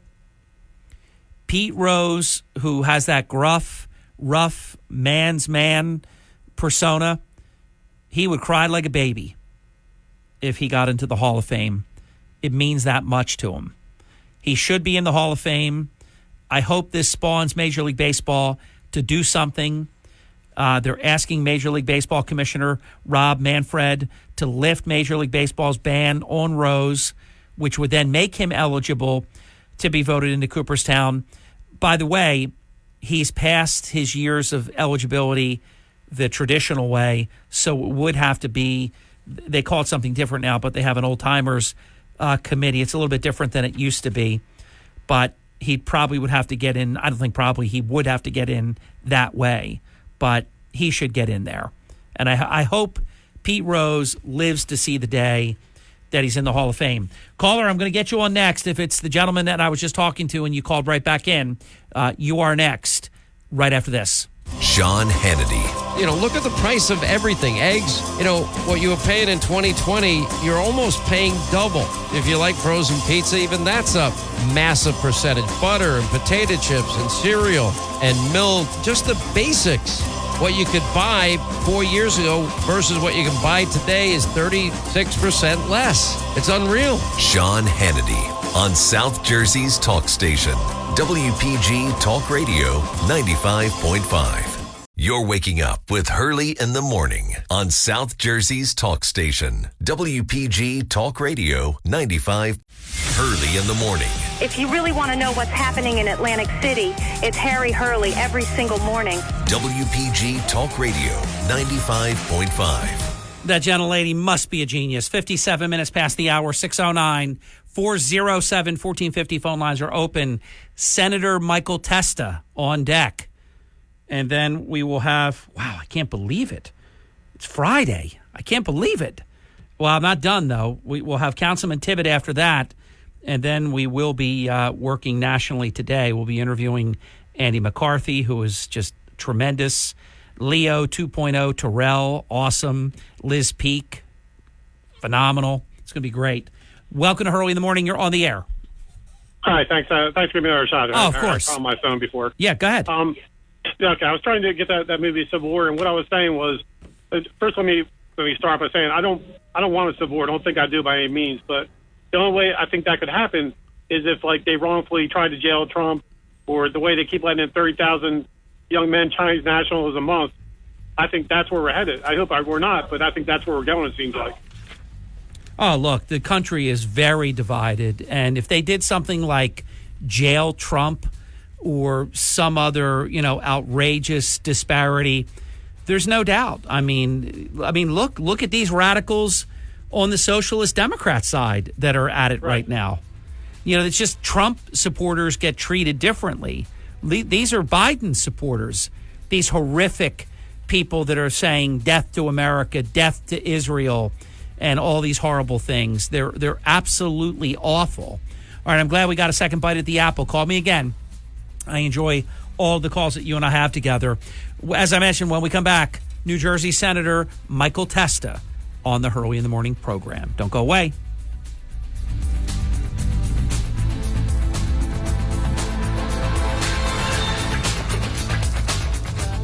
WPGG Atlantic City, WENJ HD3 Millville, a Town Square media station. Everything you need to know in 6 minutes starts now. From Harry Hurley Way and the world's playground to the Broadcast Pioneers of Philadelphia Hall of Fame, you're about to find out why Harry Hurley has been named to the Talkers Magazine list of the 100 most important talk show hosts in the nation. Live from the studios of Town Square Media in Northfield, it's Hurley in the Morning on WPG Talk Radio 95.5 and the WPG Talk Radio app. We're getting a little bit of bonus time. It's not even 6 minutes past the hour. Let's make it count.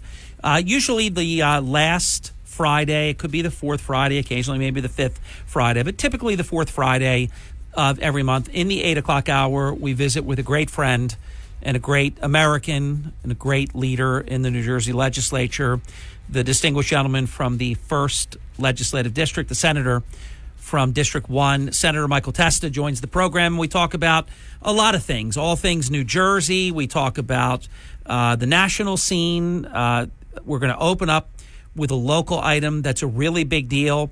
It was kind of interesting because I was looking at something the other day from the 1970s, and it was a photo that was the cross-country course that I used to run on, and it was the boardwalk and the beach.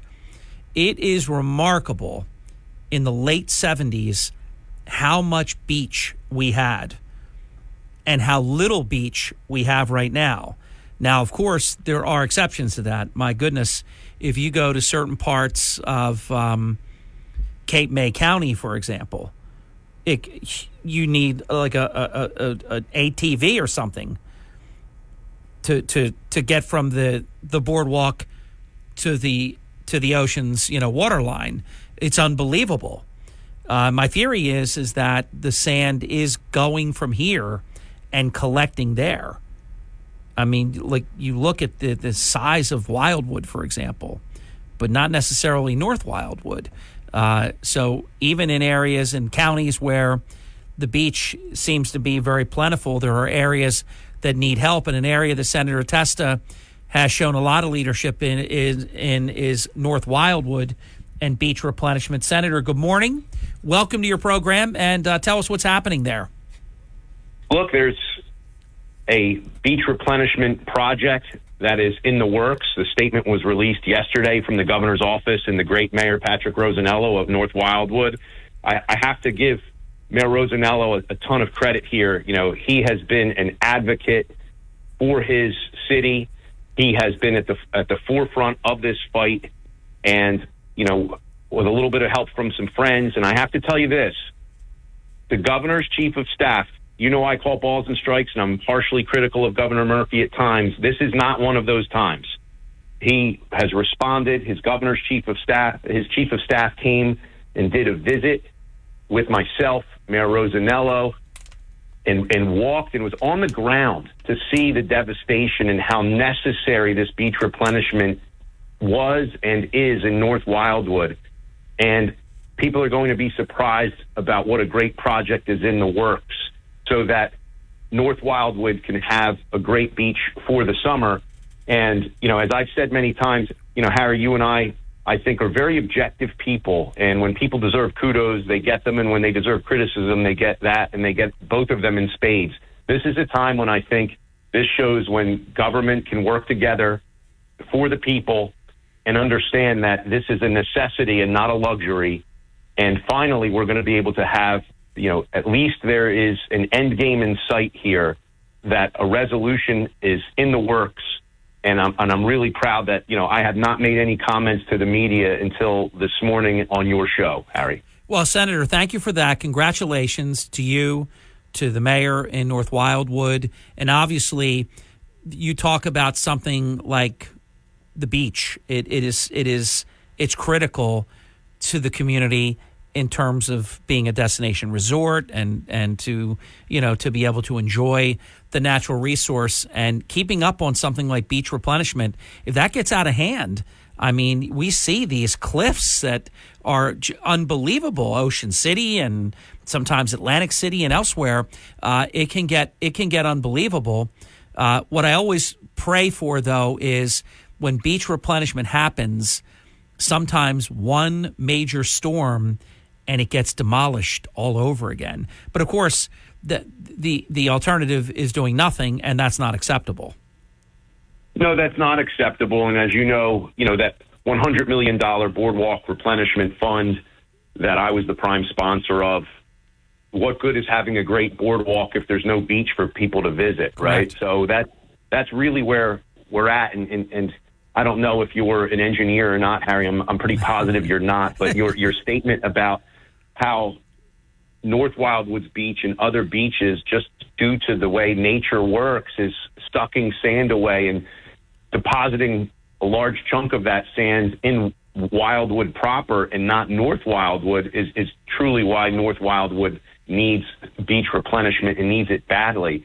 And to put a finer point on this and why this is not a luxury, the North Wildwoods, there are homes, full-time residents that are in danger. This isn't just someone who's saying, you remember that case a few years ago that people didn't want dune replenishment because of the view of their luxury homes, their shore homes. This is not one of those issues whatsoever. This is full-time residents that were in danger of having serious ocean encroachment into their homes, right? And it's not just about the luxury of having a beach. This is a necessity for the economy of Cape May County, the economy of North Wildwood, and for the safety of their residents. And here's something I'm not aware of, but so I'm going to put it out there. Just, if it sounds a little off-putting, I don't mean it that way. I would absolutely, positively make sure that the quality of the sand that is brought in is correct, because some beach replenishment projects brings in this play sand, dark, like brownish play sand, awful, gritty, not like beach sand. I know hope is not a strategy, but I'm hoping that this is going to be good beach sand that's coming in.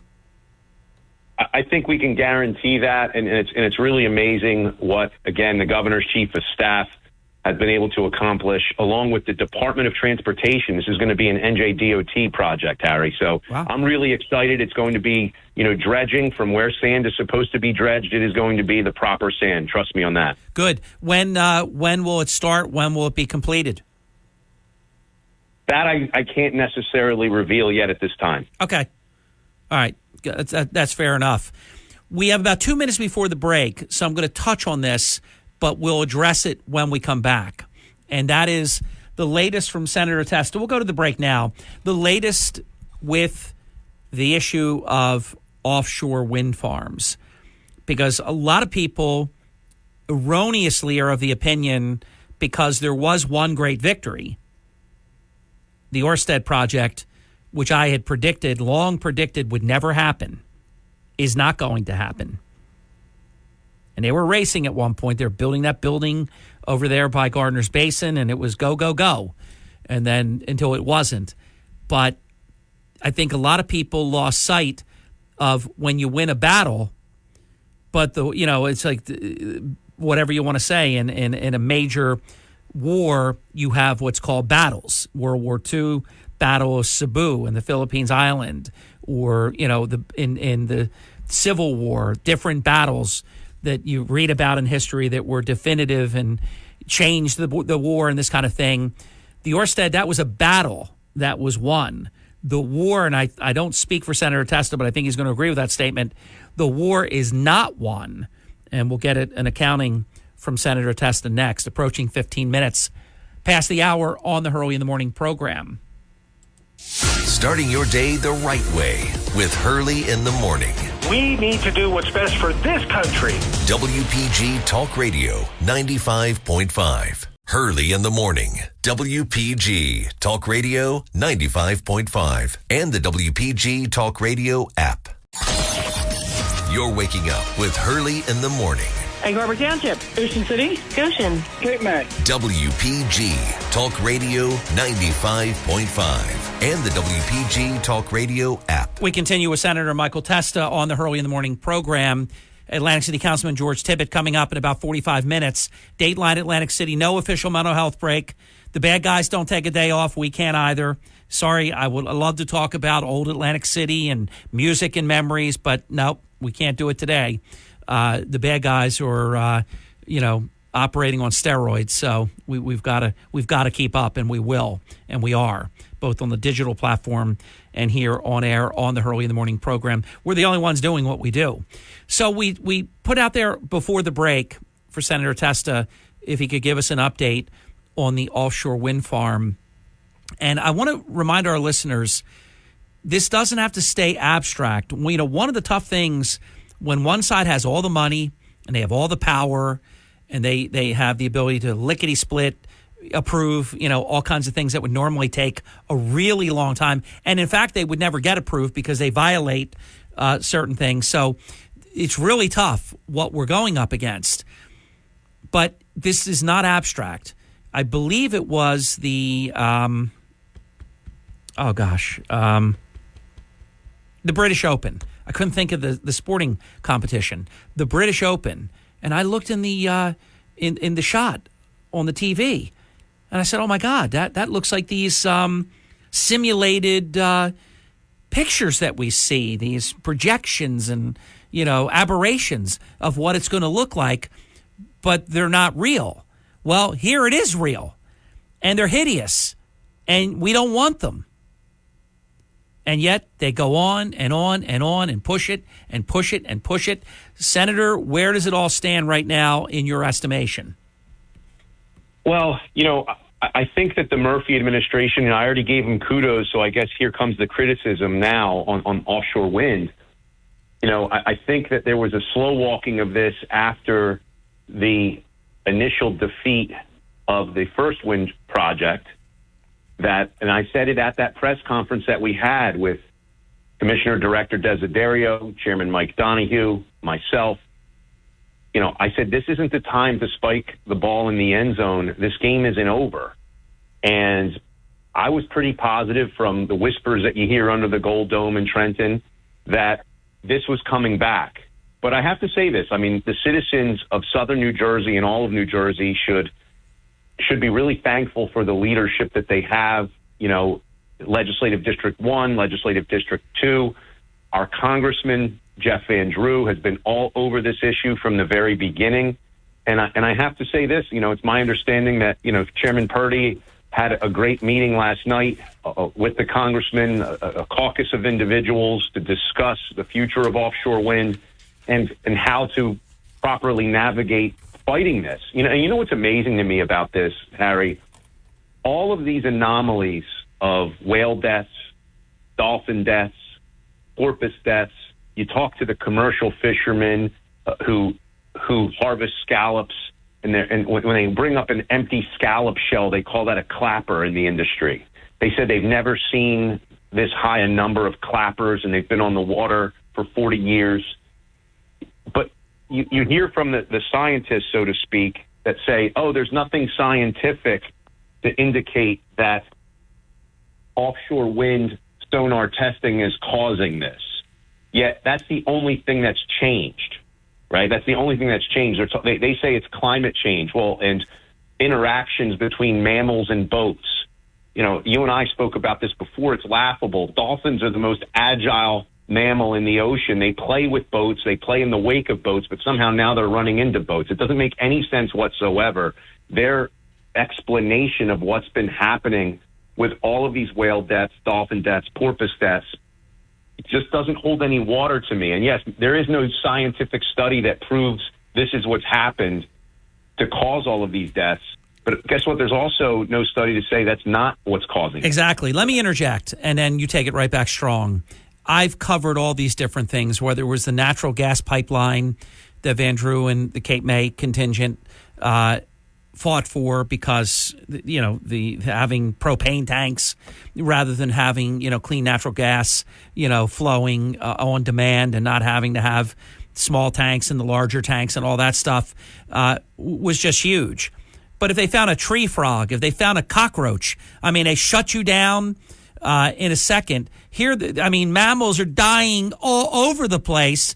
It's so hypocritical of these Democrats, Senator. It's not only hypocritical of the Democrats, it's hypocritical of the organizations that say they are formed. Yeah, well, they're Democrats too, Sierra Club and all them, because they're all out when it was natural gas, but they got nothing to say about this. So they don't have the right ever again. I'll tell you what, I'm always amazed at organizations that are willing to commit kamikaze. They're willing to destroy themselves for their political masters. It's amazing to me. Senator, I don't know about you. I don't ever want to hear from them again. And the next time I do, I'm going to crush them. Verbally, of course.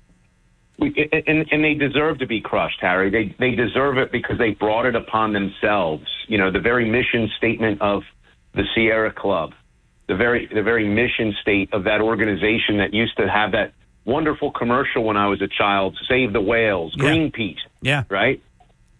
Where's their mission now? They've been quite literally, and we see this from the donations made by companies like Ørsted.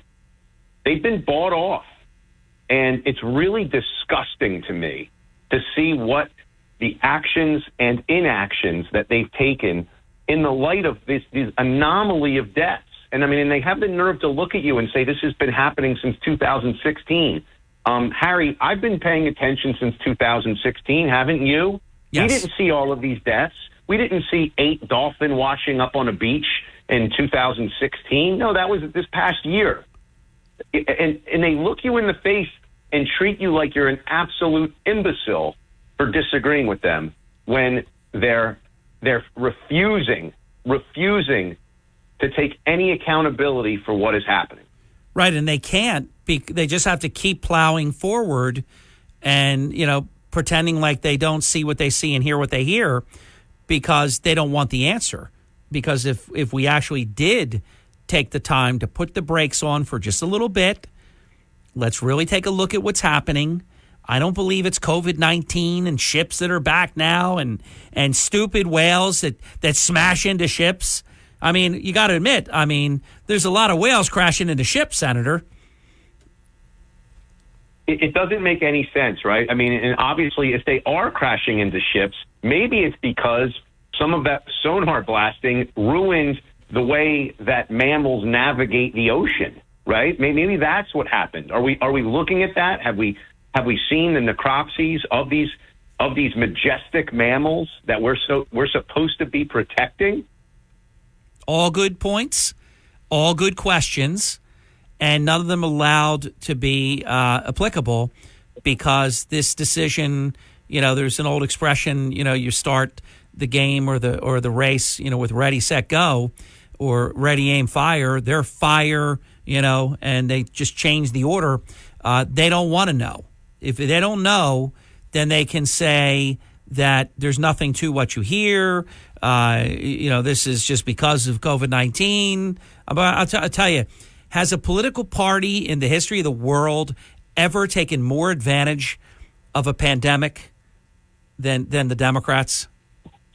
No, but they sort of projected that this was the type of behavior they would engage in. When Rahm Emanuel, I think he it was a poker tell, right? I mean, he said never allow a crisis go to waste. Yes. They certainly have not allowed this crisis to go to waste. No, look, at a political level, you almost have to bow before them.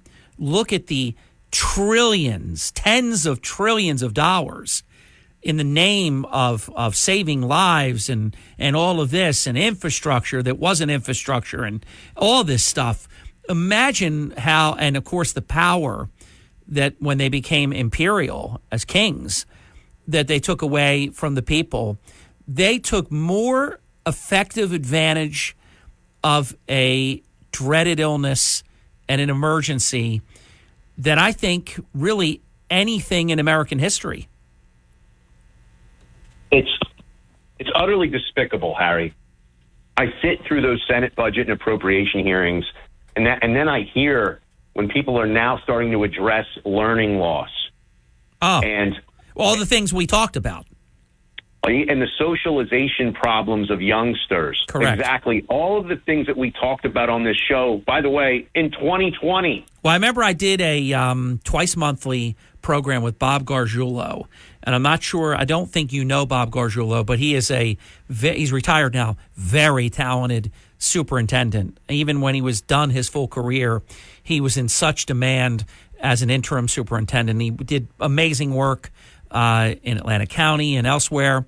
And we did every 2 weeks because it was so important to share, to impart information about what was being lost in terms of what's called social emotional. That's what you were talking about. And also, there's no question that some children thrived. We're very blessed. Noah thrived. Straight A's, beyond 4.0 GPA. He was able to do the work in the worst possible setting, which is not having the discipline of being in school and not having the structure and not having the teacher right there. While there were other very good students that their grades got demolished. And as you say, this, and Bob calls it social emotional, which is what I've, been saying all these years. You cannot overstate what was lost here and how long it will take. And in some cases, Senator, they'll never catch up. Absolutely. And we warned them about what was happening and what was going to happen to our youngsters. And again, we were told very similar to offshore wind, to follow the science. We were told to follow the science. And in fact, we presented the data about the science that schools were not super spreaders and that this was going to have a devastating, potentially everlasting effect on these youngsters' lives. Well, time out 1 second. Let me interject. They lied to us. They said follow the science, but they withheld the science. Only afterward, after all the damage was done, they came and fessed up that the schools never should have closed. Absolutely. That, by the way, Trump's in courtrooms all over the country. That should be criminal. People should be criminally charged. That's not an official act. When you deceive the entire nation and you create a panic or whatever you want to call it, and you say that this is the science telling, that's why Fauci, I can't wait till next week, I think it is, or it's very soon. He's going to be under oath again. And I predict that he will say, I can't recall, I don't know, all kinds of humma, Ralph Cramden stuff, like he does when he's under oath in these depositions. And hundreds of times, this cocksure know-it-all that never had, a loss of a definitive answer for anything said, I don't know, and variations of I don't know. And this as the lawyer on the panel here, Senator. If you say I don't know, but you do know, that's still perjury. But he committed perjury in other ways. I can't wait until he's in public testimony. I knew the date yesterday. It escapes me today, but it is in the near future, like in May or June or something. June 3rd, May 3rd, something in that realm. I can't wait. And I can't wait to see him bumble and stammer, hama. He won't know what to say. But the reason I jumped in on you when you said that, yeah, you did present all this stuff. They kept saying follow the science, but they were the ones that did not follow the science. And they knew they had the data that said kids should be in school. The risk was de minimis. And really what happened was, and I'm a big fan of good actions by teachers' unions, but that hideous woman at the national level, whose name escapes me at the moment, but I know it when I hear it, and others, they ran the table. They got their way. They did not want to go into the classroom. They got their way. They abused our children. There's people with criminal charges right now. Child abuse. This is child abuse. But look who gets criminal charges, Donald Trump. Look who doesn't. How are these things not crimes? What's the expression in law, Senator, when we come back? You knew or should have known. And they had the data to know that kids should not have been out of school for 2 years. And they did it anyhow because they had an agenda. And their agenda was more important than destroying children who, in some cases, killed themselves. But they don't care. This is the Town Square, New Jersey Info and Weather Network. At 34 minutes past the hour, I'm Harry Hurley with Senator Michael Testa. I have 3 stories that you can follow right now on our WPG Talk Radio 95.5 app.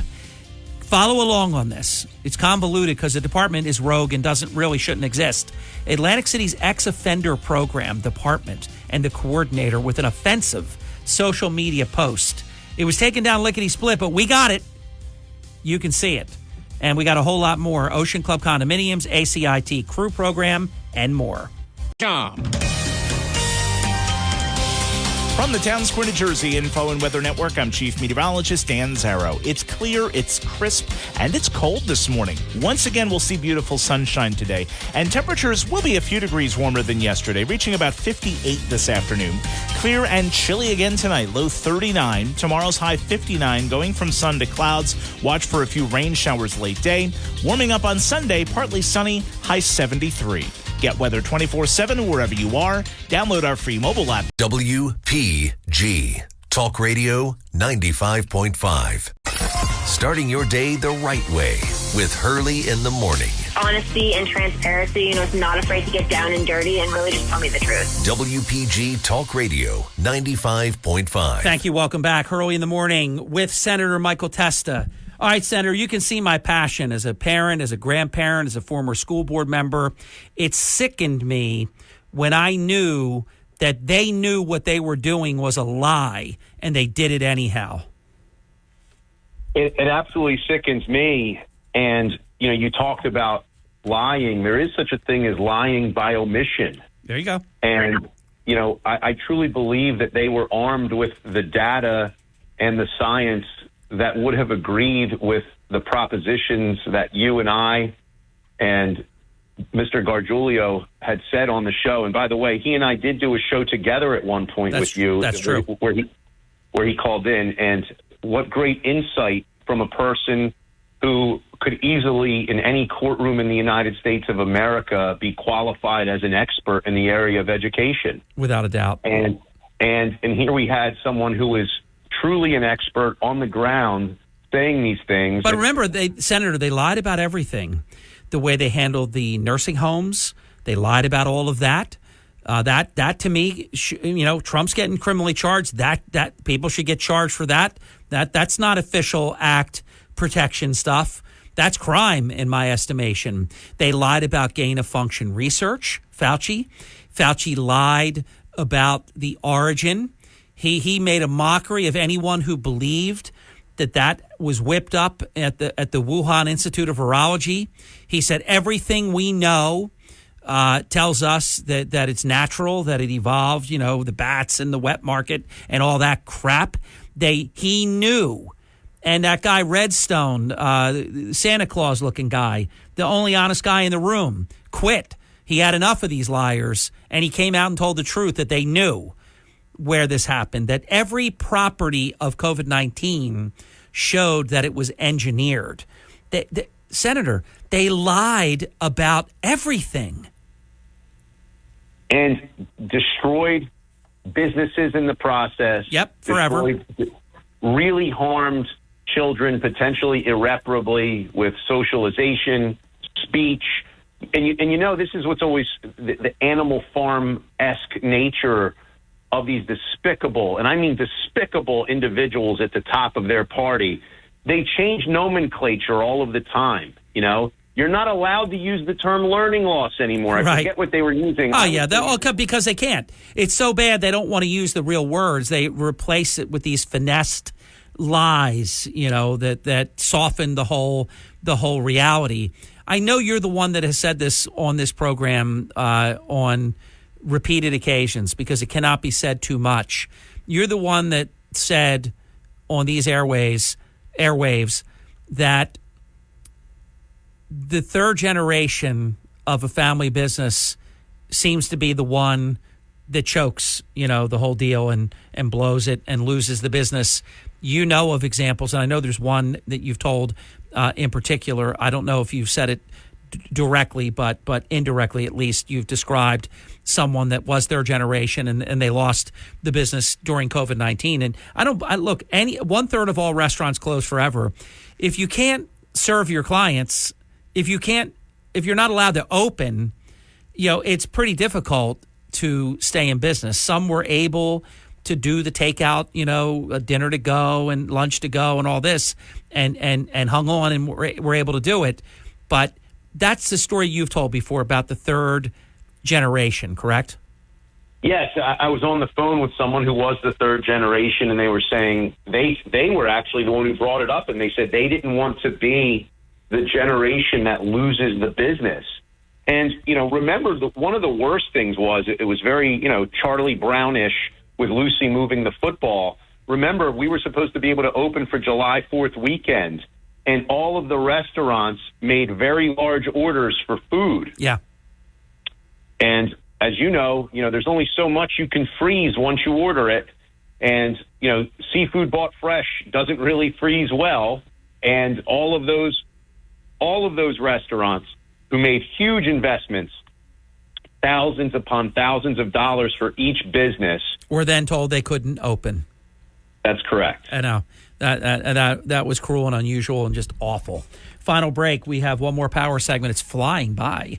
Short break, which I'm very happy because it's more time with the senator. We'll have about 14, 15 minutes uninterrupted when we come back in less than 3 minutes with Senator Michael Testa. I am Hurley in the Morning, and this is the program that you can trust. Hurley in the Morning on South Jersey's talk station, WPG Talk Radio 95.5.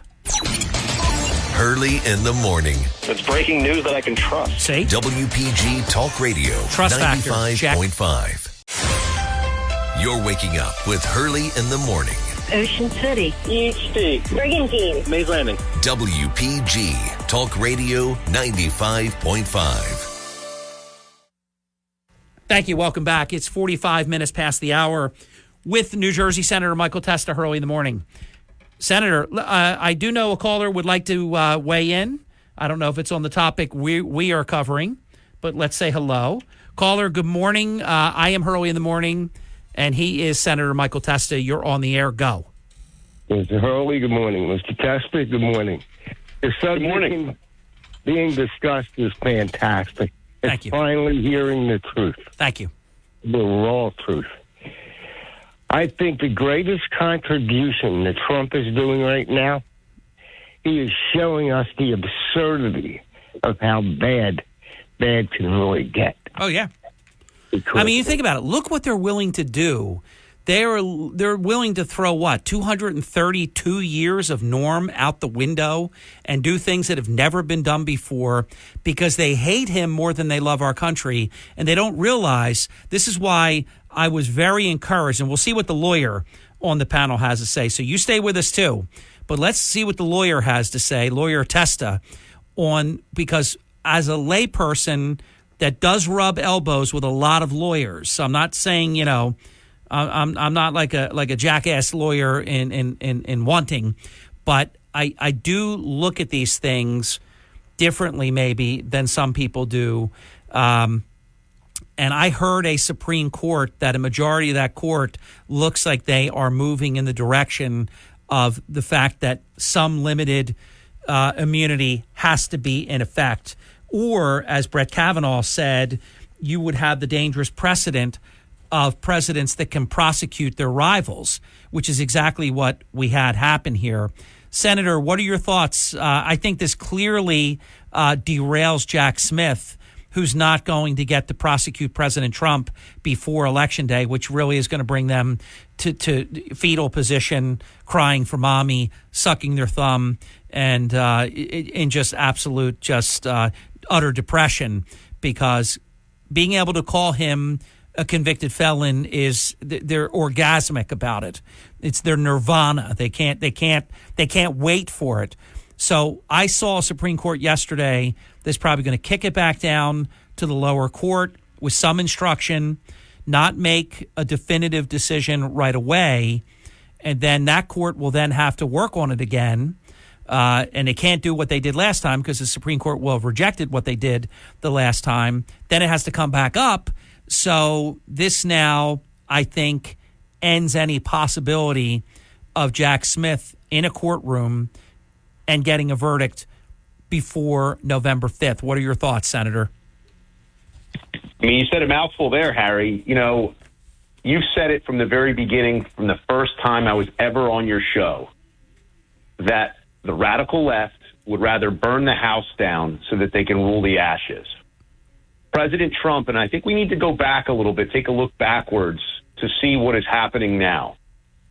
Everything that President Trump said about the deep state has proven to be correct. They are trying to burn the house down so that they can rule the ashes. They are going to persecute this man via prosecution. So it's persecution through prosecution every single chance they get. And we see what the selective prosecution process is. The examples that you've pointed out about child abuse. And somehow, all of these government officials, the head of that snake is Dr. Fauci, Mr. No Mask, One Mask, Two Mask, Three Mask. It's like a Dr. Seuss story with this guy. Then back to no masks. You got to get vaccinated. You got to boost it for the rest of your life. I mean, it's absolutely preposterous. The information that they had at their fingertips that they knew was not necessary to shut the country down, and they did this. This all ties into this prosecution of President Trump. I agree with you. I don't believe they're going to be able to get this done prior to November. And I truly believe that you're going to see President Donald Trump be the 45th and the 47th president of the United States. And I'll make one more prediction, then we'll get our gentleman caller to comment. Jack Smith is never going to have President Trump in a courtroom. It's never going to happen. Do you agree with me or disagree with me? Oh, I agree. Yes, definitely. He should be there to begin with. He's a headhunter, and people have lost that. He was brought in to assassinate. Well, his track record is terrible. He's often reversed. He is vicious.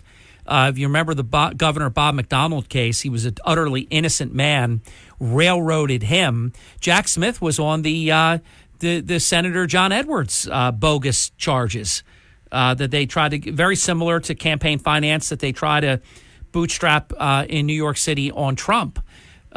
To the caller, anything else before you go? I want to give the senator a little bit more time. Go. Just one thing very quickly. We should offer the president and the vice president Articles 25 that they can impose upon themselves and say, we want out.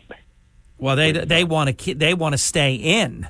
Remember Joe Biden two days ago with babbling with no real proper cadence or anything. 4 more years. Pause, because Ron Burgundy, anchorman, the teleprompter had the word pause because he was supposed to be excited and say 4 more years, and then the crowd was supposed to chant 4 more years, 4 more years. But he said it in such a monotone, demented way, and I mean that there's different definitions of demented, incoherent way, and then he said the word pause because it was there. It's pretty crazy. That's what we've got. That's our guy. Good luck. Imagine him. Just look at the difference between Joe Biden in 2019 as a candidate and Joe Biden running for re-election for 4 more years in the year 2024. As bad as he was then, because it was early stages then, it's remarkable. I urge every single listener to reacquaint yourself with how he spoke then and how he speaks now.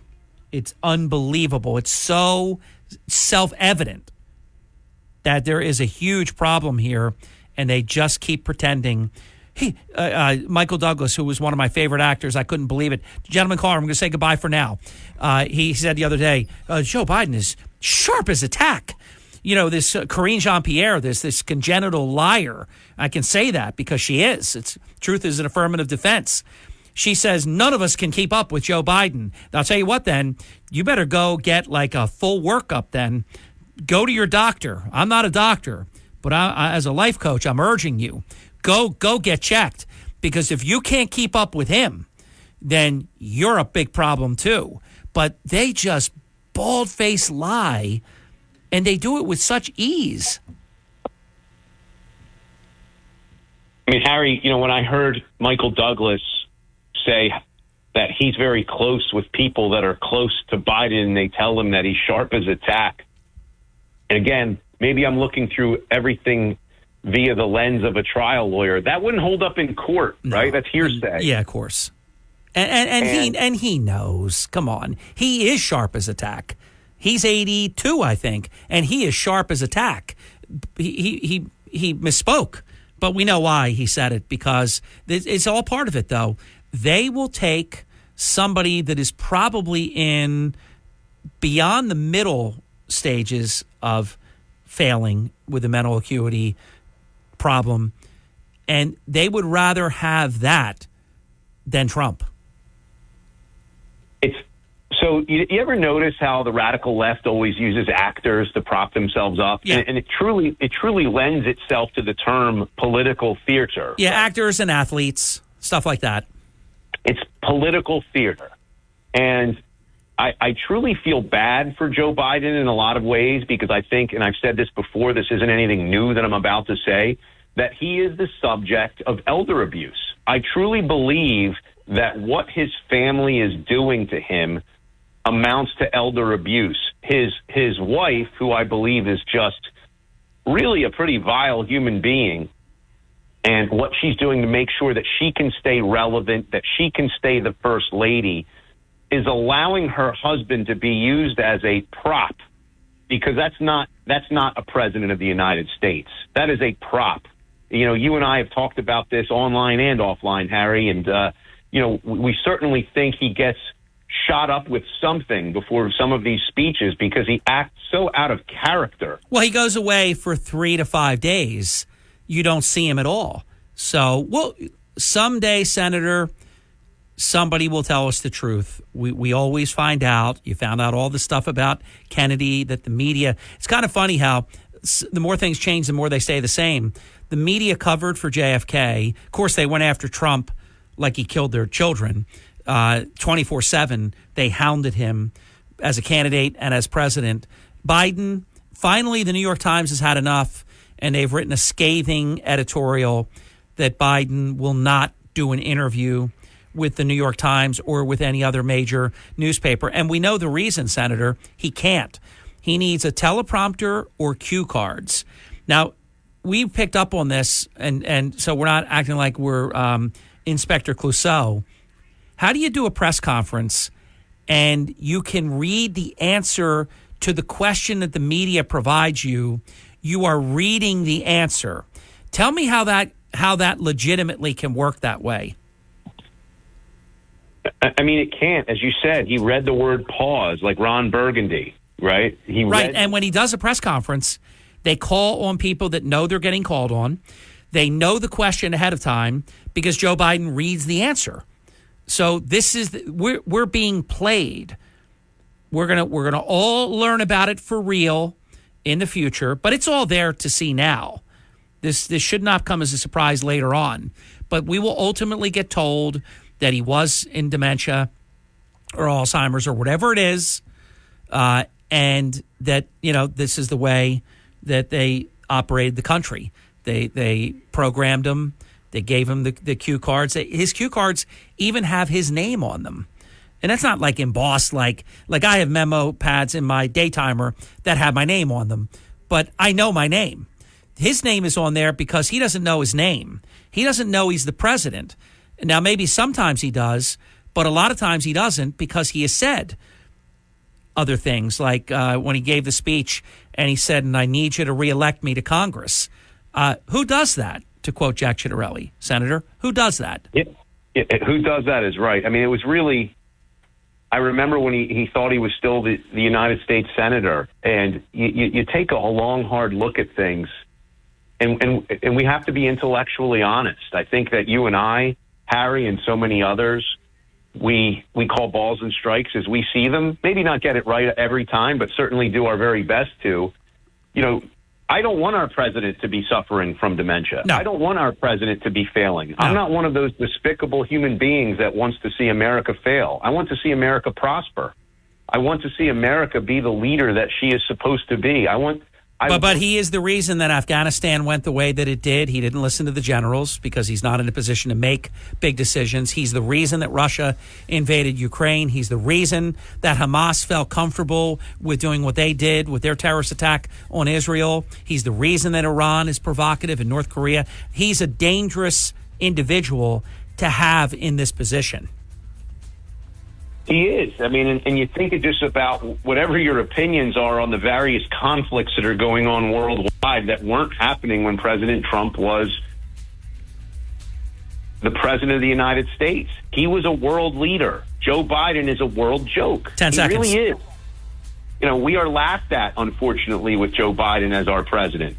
We were not laughed at. We weren't the mockery of the world when President Trump was the president of the United States. Everything they said that Biden would do, he has been the opposite. But Barack Obama warned us. He said never underestimate Joe Biden's ability to F things up. Senator, thanks for a great visit. Thank you so very much, Harry. Always a pleasure. Talk to you soon. George Tibbett, Dateline Atlantic City, next. Starts now. From Harry Hurley Way in the world's playground to the broadcast pioneers of Philadelphia Hall of Fame, you're about to find out why Harry Hurley has been named to the Talkers Magazine list of the 100 most important talk show hosts in the nation. Live from the studios of Town Square Media in Northfield, it's Hurley in the Morning on WPG Talk Radio 95.5 and the WPG Talk Radio app. Thank you. Welcome back. 6 minutes past the hour. It's Friday morning in the 9 o'clock hour. So you know our standing order, our blue plate special of the day, Atlantic City Councilman at Large, George Tibbett. George, I have to say, first, welcome. Good morning. Good to see you. And oh my gosh, are these busy times? And I know there's some things. It's been crazy the last month, hasn't it? And I'm hearing a lot of things behind the scenes. What the public knows now relative to the three criminally charged individuals, the Atlantic City mayor, the Atlantic City superintendent of public schools, the Atlantic City high school principal, this is not all. There is more. Well, Harry, I always tried to, and no one can say anything different, I've tried to limit my speech about this because it involves his children. Yeah. Very, very limited out of respect for the children themselves and the victims. But what you can't keep quiet on is other victims. Yeah.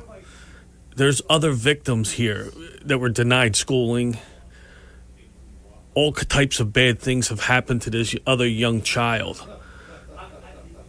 And when that comes to the taxpayers of Atlantic City, where now we are possibly liable for where the taxpayers may have to pay lawsuits or pay for lawyers to defend lawsuits because things that were done in the official capacity of city employees, your position to this young child.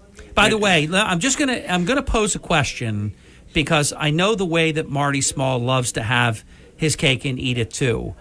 He's in City Hall conducting a press conference saying that this is entirely a personal matter, has nothing to do with being mayor, but yet he's in City Hall and he's using your chambers, city council chambers. By the way, why don't you guys make it that he has to request? You know, the president of the United States, and that's what Marty thinks he is. He's sick.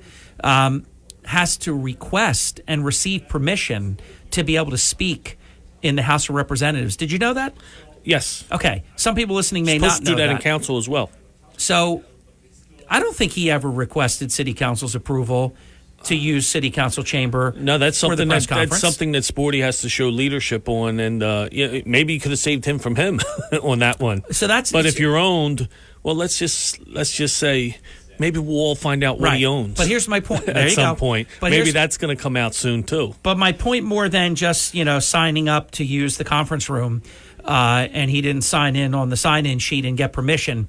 More than that is he's made it clear that this is a personal matter. You agree with that, right? Yeah, he has said it, and Jacob said it. I agree. There is a big personal portion of this. I agree. So here's my question for you: the taxpayers of Atlantic City are not paying his attorney fees. No. Okay. No. And do you know the Atlantic City Board of Education also cannot be paying Luquetta Smalls? You sure as hell not supposed to. Yeah, so I sure hope not. Yeah, I couldn't speak for over there. And my understanding is that there is a child, I think it's children, because I remember vividly, Councilman Tibbet, when we were covering minor child number 1 and the Cayenne Frazier era, there were other children. 2, 3, and 4, right? Right. I think is what the report says we were reading. And I know they made a deal, and he only pled guilty for minor child 1 and for what they say, and I get all that. But what about these other children, and I'll use the word allegedly, that have been demolished? I don't know that anything's been done correct by them. Harry, that's been my big spiel and my screaming from the mountaintop is if these children that were violated, one we know without a fact, the others are allegedly violated. Yeah. We only know what those 95 pages show us through the reports. But if these children are not getting the proper therapy, history shows victims of child molestation and rape often go on and commit the same crime to others or commit suicide. All types of bad things happen to these children if, in fact, they don't get the proper therapy and help that they need. The stuff that they live with in their minds. They need to be protected. Yeah, they need the protection more than anything. And all we've done is, let's see, you fired John Devlin for fighting for the kids. You got John Devlin off of the water company for fighting for kids. You, in my opinion, illegally went against the voters' choice and took John Devlin off the school board, knowing that by the time the case was heard, his term even if up. He won, his term was up anyway. Yeah. So that should be, that should be against the law.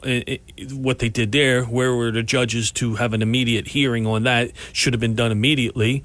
We know Fishheads is gone because the little kid was working with his aunt back at Fishheads in the summer, kept the kid busy, riding his little scooter around, clearing tables, some type of normalcy in his kid's life. They took that from him, too. Yeah, they took that from him. So these are all documented things that have happened. All we've done, as a city, because I have to say because we were cowards and didn't stand up. We have to take some responsibility for not standing up and getting in the middle and saying, no, enough is enough. Councilman Tibbet, will your insurance cover such egregious conduct as this? I don't know. I wouldn't cover that. Does it fall under, you have a lot of policies that say if it's purposely done. Or not an official act. Not an official act. It wasn't an accident. If it's not an accident and could have, there's an accident and then there's things purposely done. I'm not rooting for it, Councilman Tibbet, but I have a sneaky suspicion that insurance companies don't want to pay for this kind of behavior. Well, I'm sure as hell when they find out hoping- that it's the one is the relative of, the mayor and the superintendent, the direct relative. Why would city insurance? Why would they have to pay for something like that? Well, I hear you always go back using as an example the Chief Snellbaker case where he personally got sued for almost $500,000. That's what needs to happen in government. Willie Glass to got make us- in his pocket. Make us think twice before we weaponize government. And that's what's happened here. The government has been weaponized in Atlantic City. You see these attorneys. Look at this petition. Did it correctly by state statute for the cannabis not to change the green zone, and now the people of Atlantic City are going to have to fight against the attorneys that they're paying for because they want to attempt to use MISRA and say you're not allowed. No, you are allowed to have a petition. You are allowed to put it on the ballot. Absolutely. But the state has some authority where they could say if it's an unreasonable act or whatever, the state can say no. There's nothing unreasonable about this. And like I said last week, I dare Jacqueline Suarez to turn this down on face value. I know we're getting into lame duck session here. We're really kicking into high gear with lame duck.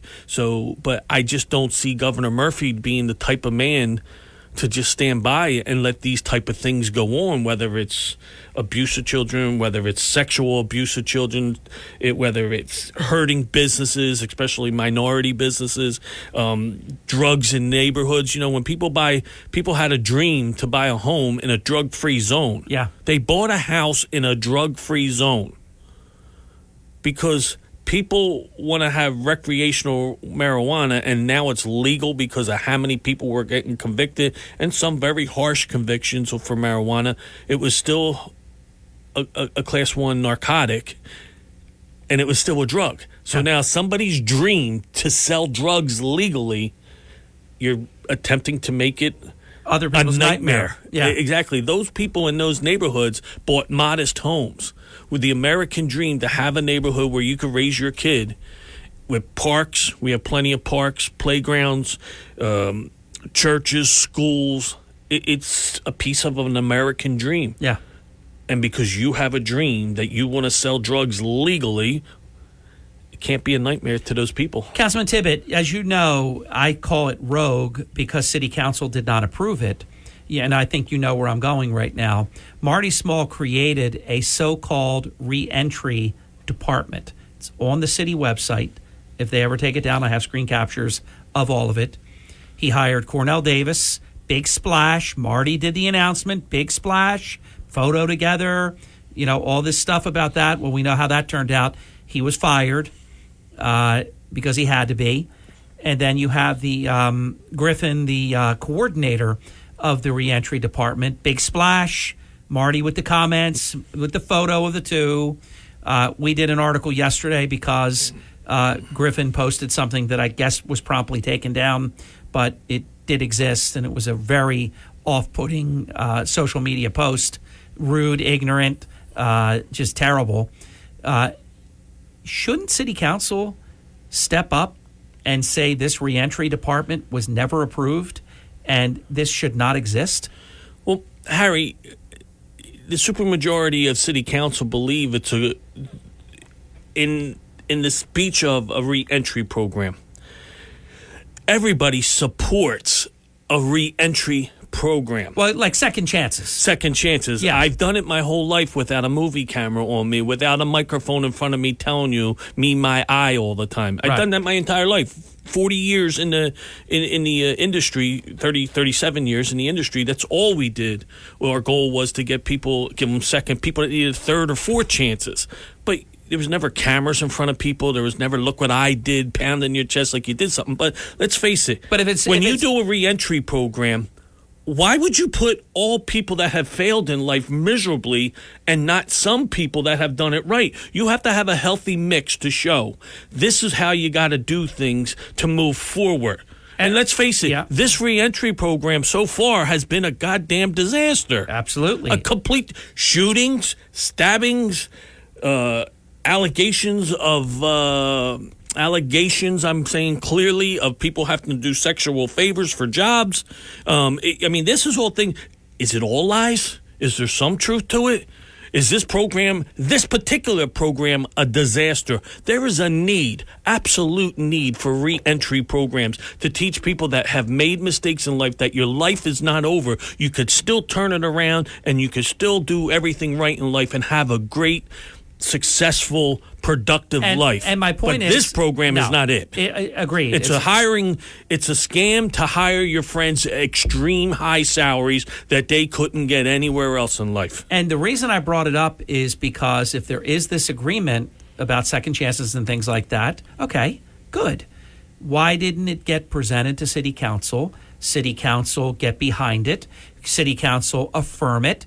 And then the department is actually created legally. He created this department illegally. Amongst others, but, we get bits and pieces. You get bits and pieces, and right away it goes to a race thing. You don't care because predominantly we minorities are in trouble. No, we all care because we've done it without a microphone our whole lives. We don't do it to have press articles written about us. We do it because we care about our employees. We do it because we care about the overall good of the country and nation, and the pure thrill and satisfaction you get on watching someone turn her life around and be completely successful. And the program has to be done legitimately so that if there is an individual that, I believe in second chances too, but there are people that are forever barred from holding public employment, for example. You can't do that. Yeah, and Harry, you heard what I said. I did. Third, fourth, and fifth chance people I've dealt with. Yeah. And watch them buy homes. The best fathers, like, don't you dare do what I did, really harsh on their kids not to make the mistakes around. And they became some of the best parents and the best mentor for their own children. So, listen, the big difference between today and when we were kids, these cell phones, cameras, everything else. God knows what we would be in trouble for if you had these type of videos back then, if you had the aggressive policing that you have back then, that if you had what you had today. So everybody gets a second chance and everybody can turn it around. It's a really good point. People got second chances and never really had to go through the formal process that happens today. Yeah, and let's face it, the cops back then, a lot of them just give you a kick in the butt, send you home, go tell your father, and you get a second kick. Right? Don't do it again. They were true meaning of community police. You mess up, and this cop finds out, you're getting your butt kicked. God forbid a cop kicked a kid in his ass today, you'd be really in trouble. But not knocked unconscious though. Yeah, well, we'll be right back. Don't go away. This is the Hurley in the Morning program. Dateline, Atlantic City, with Atlantic City Councilman at Large George Tibbett. We continue right after this. Hurley in the Morning. Cut the BS and let's just get to the truth. WPG Talk Radio 95.5. Starting your day the right way with Hurley in the Morning on South Jersey's talk station. WPG Talk Radio 95. You're waking up with Hurley in the Morning. Established, reputable. WPG Talk Radio 95.5. We are back. It's 24 minutes past the hour. George, I know you know this. You're a great historian of Atlantic City. There was an era, not an error, because Marty Small is both an error, but this was an era, ERA, where Cliff Van Syke, Esquire, was demolishing the city of Atlantic City and Jim Whalen. Yeah, I remember that. A lot of money. Jim Whalen was doing awful things. And remember, Marty's his protege, doing awful things. And I remember saying, hey, you're going to pay for it, taxpayers. You're paying for it. And boy, did they pay for it. Well, this is the David Castellani era. He has multiple clients. I don't know all of them. And he's going to have more. His name will become very, very famous. And he already has, he is going to be pulling millions and millions of dollars out of Atlantic City. In liability. Without a doubt. Yeah. Without a doubt. And I'm wondering, at what point is Atlantic City not even insurable?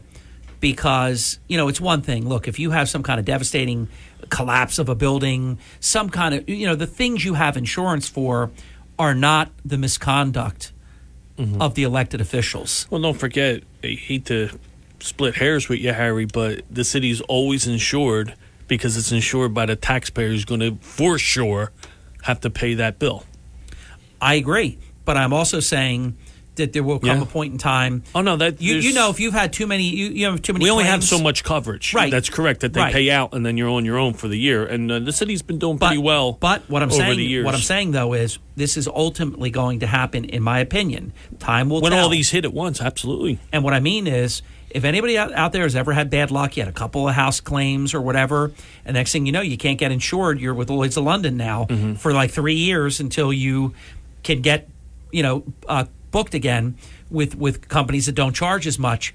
Atlantic City is potentially, because of Marty Small era, going to become very hard to insure. We're going to have to self-insure a lot more. Right. If you remember... You're not part of the GIF, right? Hell no. Right. They ain't taking us. Right. No, they're not taking us. No and way. we know why. Because everybody that's in that... The history of lawsuits, Yeah, exactly. Remember it used to be the funny joke in town, even your friends are suing us. So Waylon, his friends were all suing. And it's like, I used to tell people, it's not personal. They're suing the city. His name's just at the top. It isn't like his friends are really suing him. They're suing the taxpayers of Atlantic City. Remember, we went through that era of... a lot of misconduct lawsuits. Oh, yeah. Prior to my time as well. It happened sort of in waves. I remember there were a lot of boardwalk claims. Yeah. When the boardwalk was, trips and falls. Yes, things like that.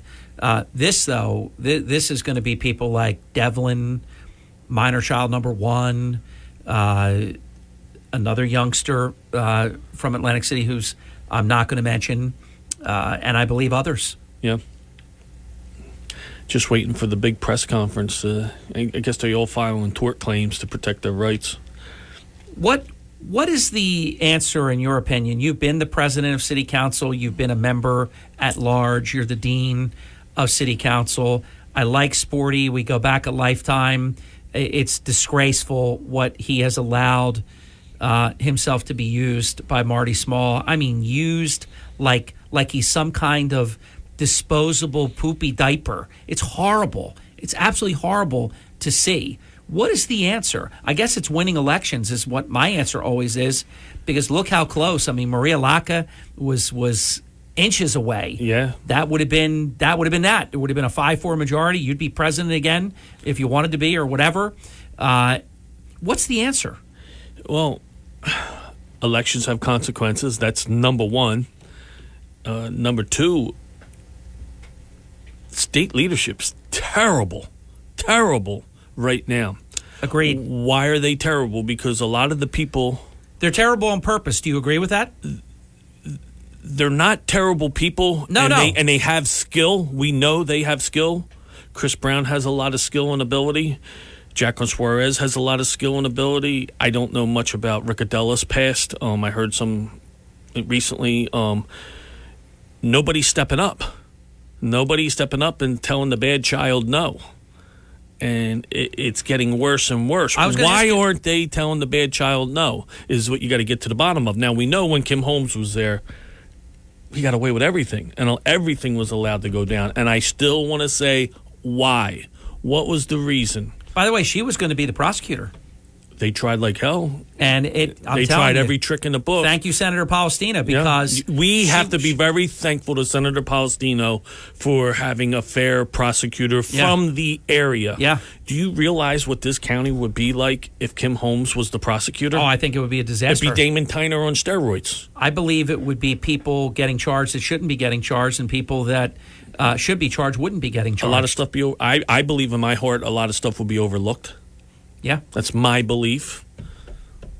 And, we've seen it now. Harry, we spoke last week. We spoke last week about people coming forward and what this show has done, giving people confidence to come forward. And I did call the sheriff's office. I dropped some ideas that I have them looking into and thinking about because I really believe in Tokyo Joe. He's a good man, as his guy Mario Suarez are very serious law enforcement type guys in the sheriff's office, about having some type of hotline where people will not have to be afraid to report these types of crimes, sexual crimes, molestation, because what I'm finding is a tremendous amount of people are reaching out now and saying what happened to them and saying that they're afraid to go local. Right, they were afraid before. Yes. They just let it happen. And So I did present a little something to the sheriff's officer, and they'll look into it and see if there's anything they could possibly do to create a hotline or somewhere where people can call in, tell their story, and make sure that it gets to the special victims unit of the prosecutor's office to investigate. Because I'm telling you, like a buffer that we have our own Epstein Island going on in Atlantic City. I'm telling you, Harry, there's a lot. It's sick, the stories that are coming, and these stories are coming from parents and victims. And why don't you say something? I can't do it for you.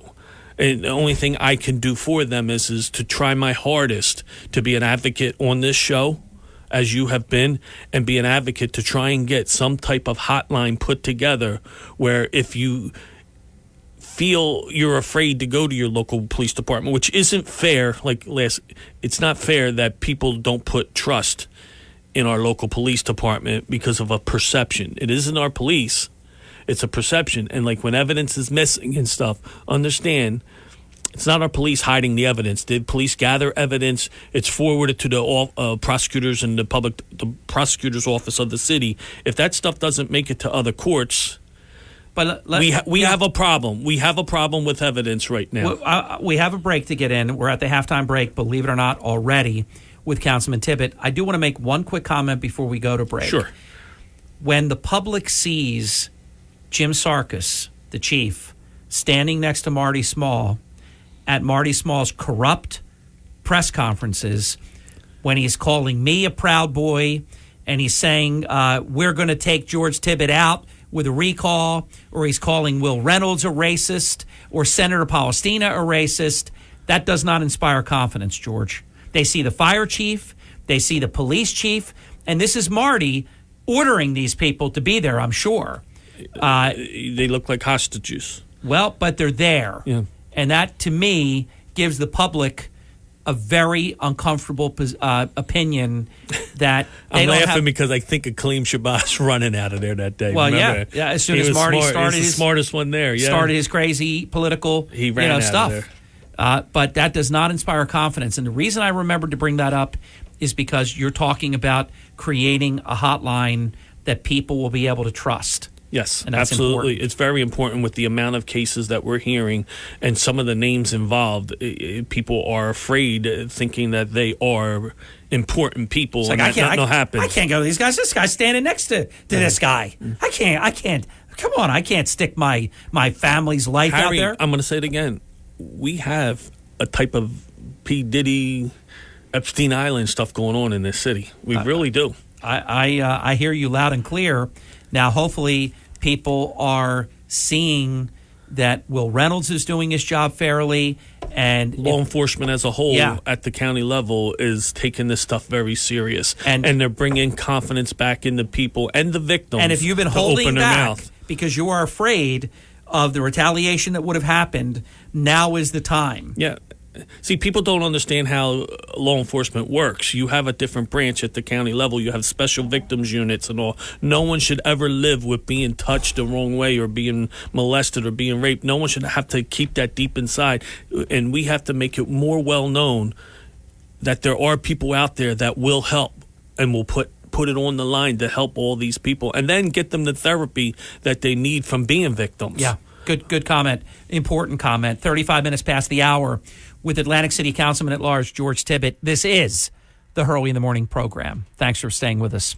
People all over the Jersey Shore have found the easiest way to stay connected to South Jersey's talk station. It's the WPG Talk Radio app. Read free, unlimited South Jersey news. Listen to your favorite talk shows. Send us breaking news tips and more. The WPG Talk Radio app is powered by Smokers Haven. You'll find the finest selection of cigars at any of their 5 locations. Stop in and let them help you find the perfect cigar to pair with your life. SmokersHavenNJ.com. You're waking up with Hurley in the morning on South Jersey's talk station, WPG Talk Radio 95.5 and the WPG Talk Radio app. You're waking up with Hurley in the morning. Makes me think about things a little bit differently. WPG Talk Radio 95.5. Welcome back. 41 minutes past the hour. Atlantic City Councilman at Large George Tibbett, yours truly, Hurley in the morning. I know you have more than enough on your plate at the city purpose tax level. I do want to put out during this hour, though, that it remains completely unacceptable. I've never heard of an example anywhere in the country where a superintendent of public schools is suspended for serious child abuse crimes, allegations of such, and continues like nothing happened and comes to work.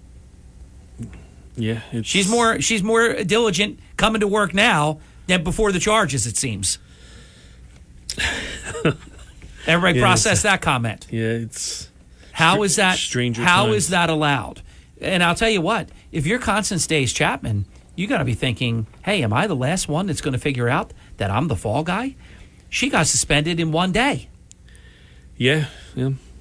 I feel terrible for Mrs. Days. Thank God she has a very serious father that's he's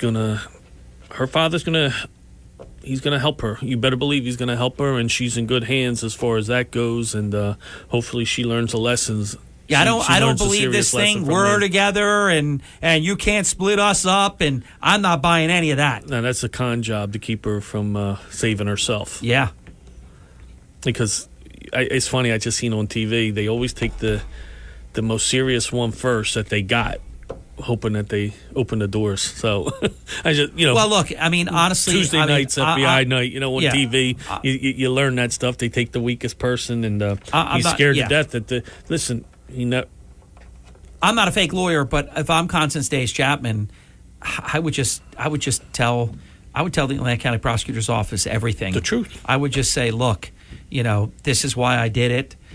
This is who I did it for. And just let it rip, because when Marty's out there saying you can't split us up and we're together and she didn't do anything wrong and all this, and I'm almost quoting word for word what he said in his crazy press conference, that I still can't believe Ed Jacobs let him speak, because Ed Jacobs was flawless except for one mistake. Let him speak. Well, that was, to me, that was catastrophic. Marty's, that's what everybody has to understand, and it's why even President Trump's lawyers, worry, because they have a client who speaks during a time of this type of, peril, allegations and things, and court cases and all. Everything you say out there, the Atlantic County Prosecutor's Office is recording. Absolutely. Well, every word. The only thing you can have solace in is Mandy's got a very strong father that's not going to let his little girl get hurt. He's gonna be there every step of the way, helping her, and there's going to be no con jobs to where she gets. Yeah, I don't know. Knowing Reverend Days the way I know him, he's gonna. And I don't know. I'm not in his personal circle, but I know he's a very inspirational, strong person, and I can guarantee you, he's going to stand by his daughter and make sure she has the best defense and the best representation humanly possible. Yeah, but nobody in the neighborhood going to be able to hurt her, harass her, or anything else. I would never allow, she shouldn't be let to be roadkill and just get totally demolished, from this bad group. Very unfortunate situation. It is, because my understanding is she's a good person. I don't know her. I've heard of her. I heard of her, and I wrote at the time when the board did not give her the votes to become principal, and the state monitor did it anyhow. I thought that was totally wrong. I think that's a terrible way to do business. And then she got in there very early and changed the child abuse thing. Yeah, I didn't know that. I did know that. I didn't know it because of John Devlin and interviews that we had done. And again, I'll say, but I can't believe they violated state law, because you just because you want to do your own policy, it doesn't substitute or exchange state law. Now think about this. Again, we'll say the term alleged, although I have an audio tape of her speaking and changing the policy. but I'll say alleged, and it's a very bad situation if it's true, and I believe it is, but let's let time tell. But I believe the Atlantic County Prosecutor's Office has already determined certain things. DCP&P confirmed that she did not report the allegation of psychological and physical abuse, and no one from the school did, and no one from the school did because she told them not to, that she would, and then she didn't. So it's very, very bad at many levels. But what would be the reason? I'm going to ask you to speculate. What would be the reason to change a policy that was in effect, that now you are in opposition to New Jersey state law? Because I read it into the record on air, and it's in at least two of the articles that I've written, the policy and the state law relative to that DCP&P must be called first. It's not like maybe you should, or if you can, be nice. We'd appreciate it if you would. This is like one of those things, shall. It's the state of New Jersey law. And there's a reason for that, because they want to get it out of the environment that it happened so that a neutral arbiter is able to take a look at it. To change that, don't report it, because the people said, we're going to report it. No, don't report it. I'll report it. And then they come out with the policy there, and at least at Chelsea Heights, and I think it's elsewhere, but I'm too busy right now to get all these answers in 1 second. I'm efforting to get all the other schools and their handbooks, because I know it's number 14 of a certain page in the Chelsea Heights handbook that you report it to the principal. No. Everybody listening, teachers, certified staff, supportive staff, the law obligates you to report it to the State Division of Child Protective Services first. Don't allow these bad people to make you criminals, because you're committing a crime if you don't do it the way that the state law demands that you do it. What would be the reason for changing that policy, Councilman? Pure speculation, looking at everything. And for the record, I'm told from many other teachers that it's all the schools. So I don't think these two principals that you have confirmation in their handbooks at the high school and Chelsea Heights School made that up. Comes from the top. It comes from the superintendent of schools. Exactly. And then you got to say to yourself, why would they break state law? You don't supersede state and federal law with local policies, especially policies when it comes to reporting things to children. Yeah, children abuse. They're telling their people to. So then you got to go back. Crime. Then you got to go back another step, and it all boils back to one evil monster. It goes back to that Newark monster, Keon Frazier. All evil starts there. That was the beginning of the end of the Smalls. The way they reacted to the monster that they brought in from Newark. If you believe in your heart that he got to Atlantic City and then all of a sudden wanted to touch kids or listen, we know what the reports say. And we know what he was charged with and what he ultimately pled to. What you plead to sometimes isn't the whole picture. You brought a monster from Newark here that abused children. That is on record. I'm sorry. I brought him here. I didn't know. As soon as I found out, I did the proper thing. Who could be mad at someone for what a family member or a friend or even an employee that you brought there? Nobody can be mad at somebody that the minute they find out, they lay the hammer down. Yeah. But you went into protect my image mode rather than protect the children mode. Until today, as of yesterday, I can say for a certainty child victim number 1 has not been given the proper care for what he went through. Actually, he, to my knowledge, he was re-victimized because he had a job And then I'm talking child victim number 1 from the monster from Newark. Yeah, that's what I'm talking about. Yeah. Minor child number 1. Yeah. He lost his job too. Both kids lost their jobs. Yes. You see the pattern? I absolutely see the pattern. Attack the victims, attack the families, attack the people that stick up for these kids. When we come back, I have an open question that no one has posed yet that involves Laquetta Small when we come back. Don't go away. This is the Hurley in the Morning program with Atlantic City Councilman at Large, George Tibbett. Hurley in the Morning. They really do separate fact from fiction. WPG Talk Radio 95.5. WPGG Atlantic City. WENJ HD3 Millville. A Town Square media station. Don't let everyday aches and pains keep you from living your best life. I don't think I really understood what people meant when they talked about pain until I started feeling it myself. Start feeling better every day with Relief Factor, a daily supplement designed to support your body's fight against aches and pains. Not only do I move better without pain, I just feel better. Created by doctors, Relief Factor uses a unique formula of natural ingredients that target 4 metabolic pathways to address pain. Relief Factor doesn't just mask aches and pains, it helps reduce or even eliminate them. Today, I do the things I love, and it doesn't occur to me to think about pain. You can feel the difference all day, every day. Join the over 1 million people who have tried Relief Factor's 3-week Quick Start Kit. It's only $19.95 and comes with our Feel Better or Your Money Back guarantee. Visit ReliefFactor.com or call 1-800-4-RELIEF. That's 1-800-4-RELIEF. Hurley in the Morning. Harry Hurley is the only person on the radio who isn't afraid to speak the truth about what's really happening in Atlantic City. WPG Talk Radio 95.5. We're back. It's 55 minutes past the hour.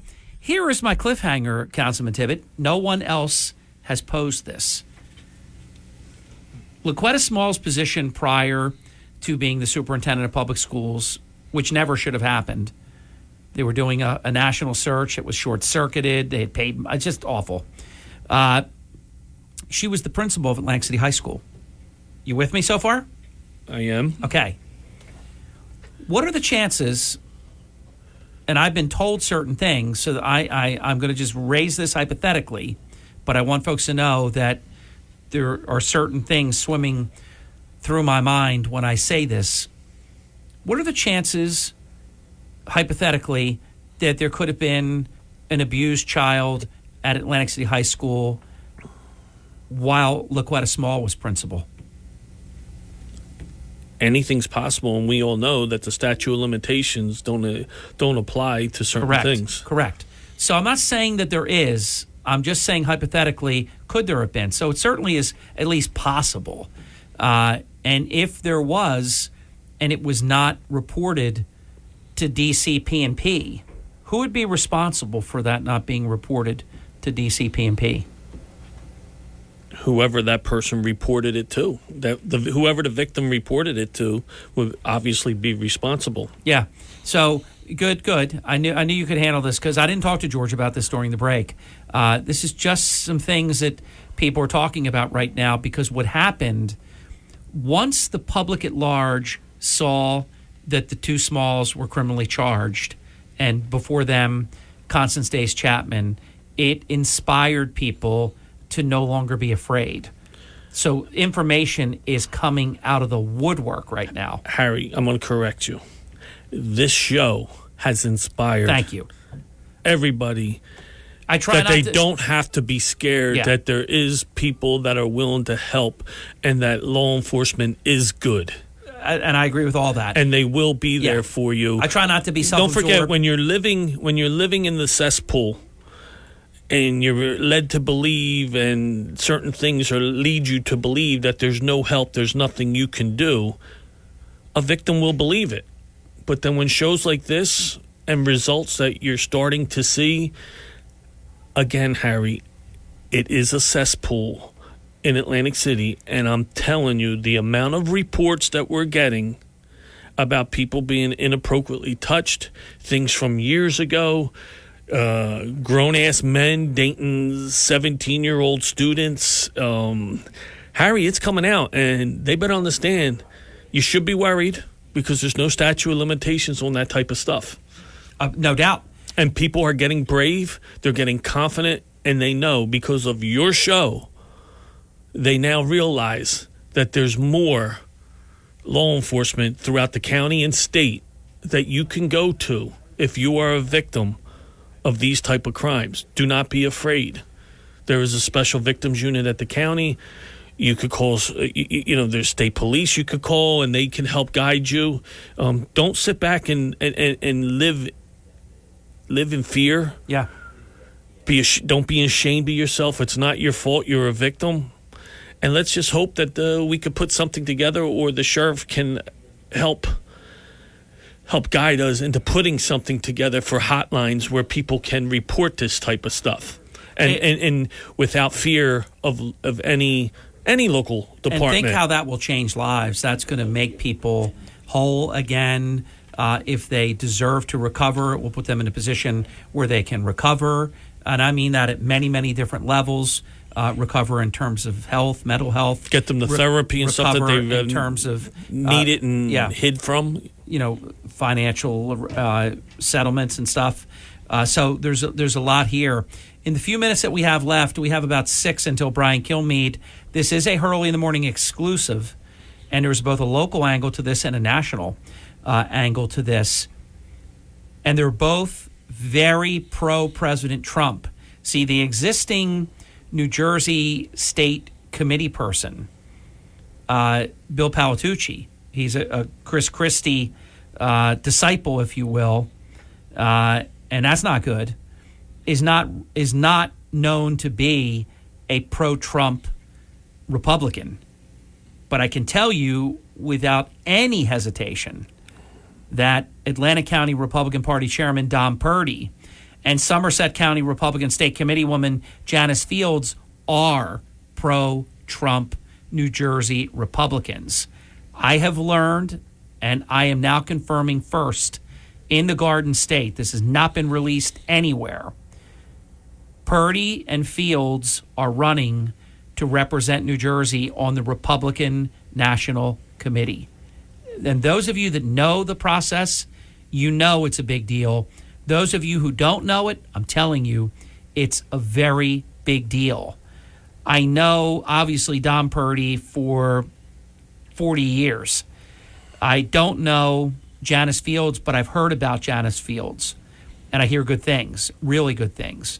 And I know if Don Purdy is running with her, then that pre-qualifies her to me.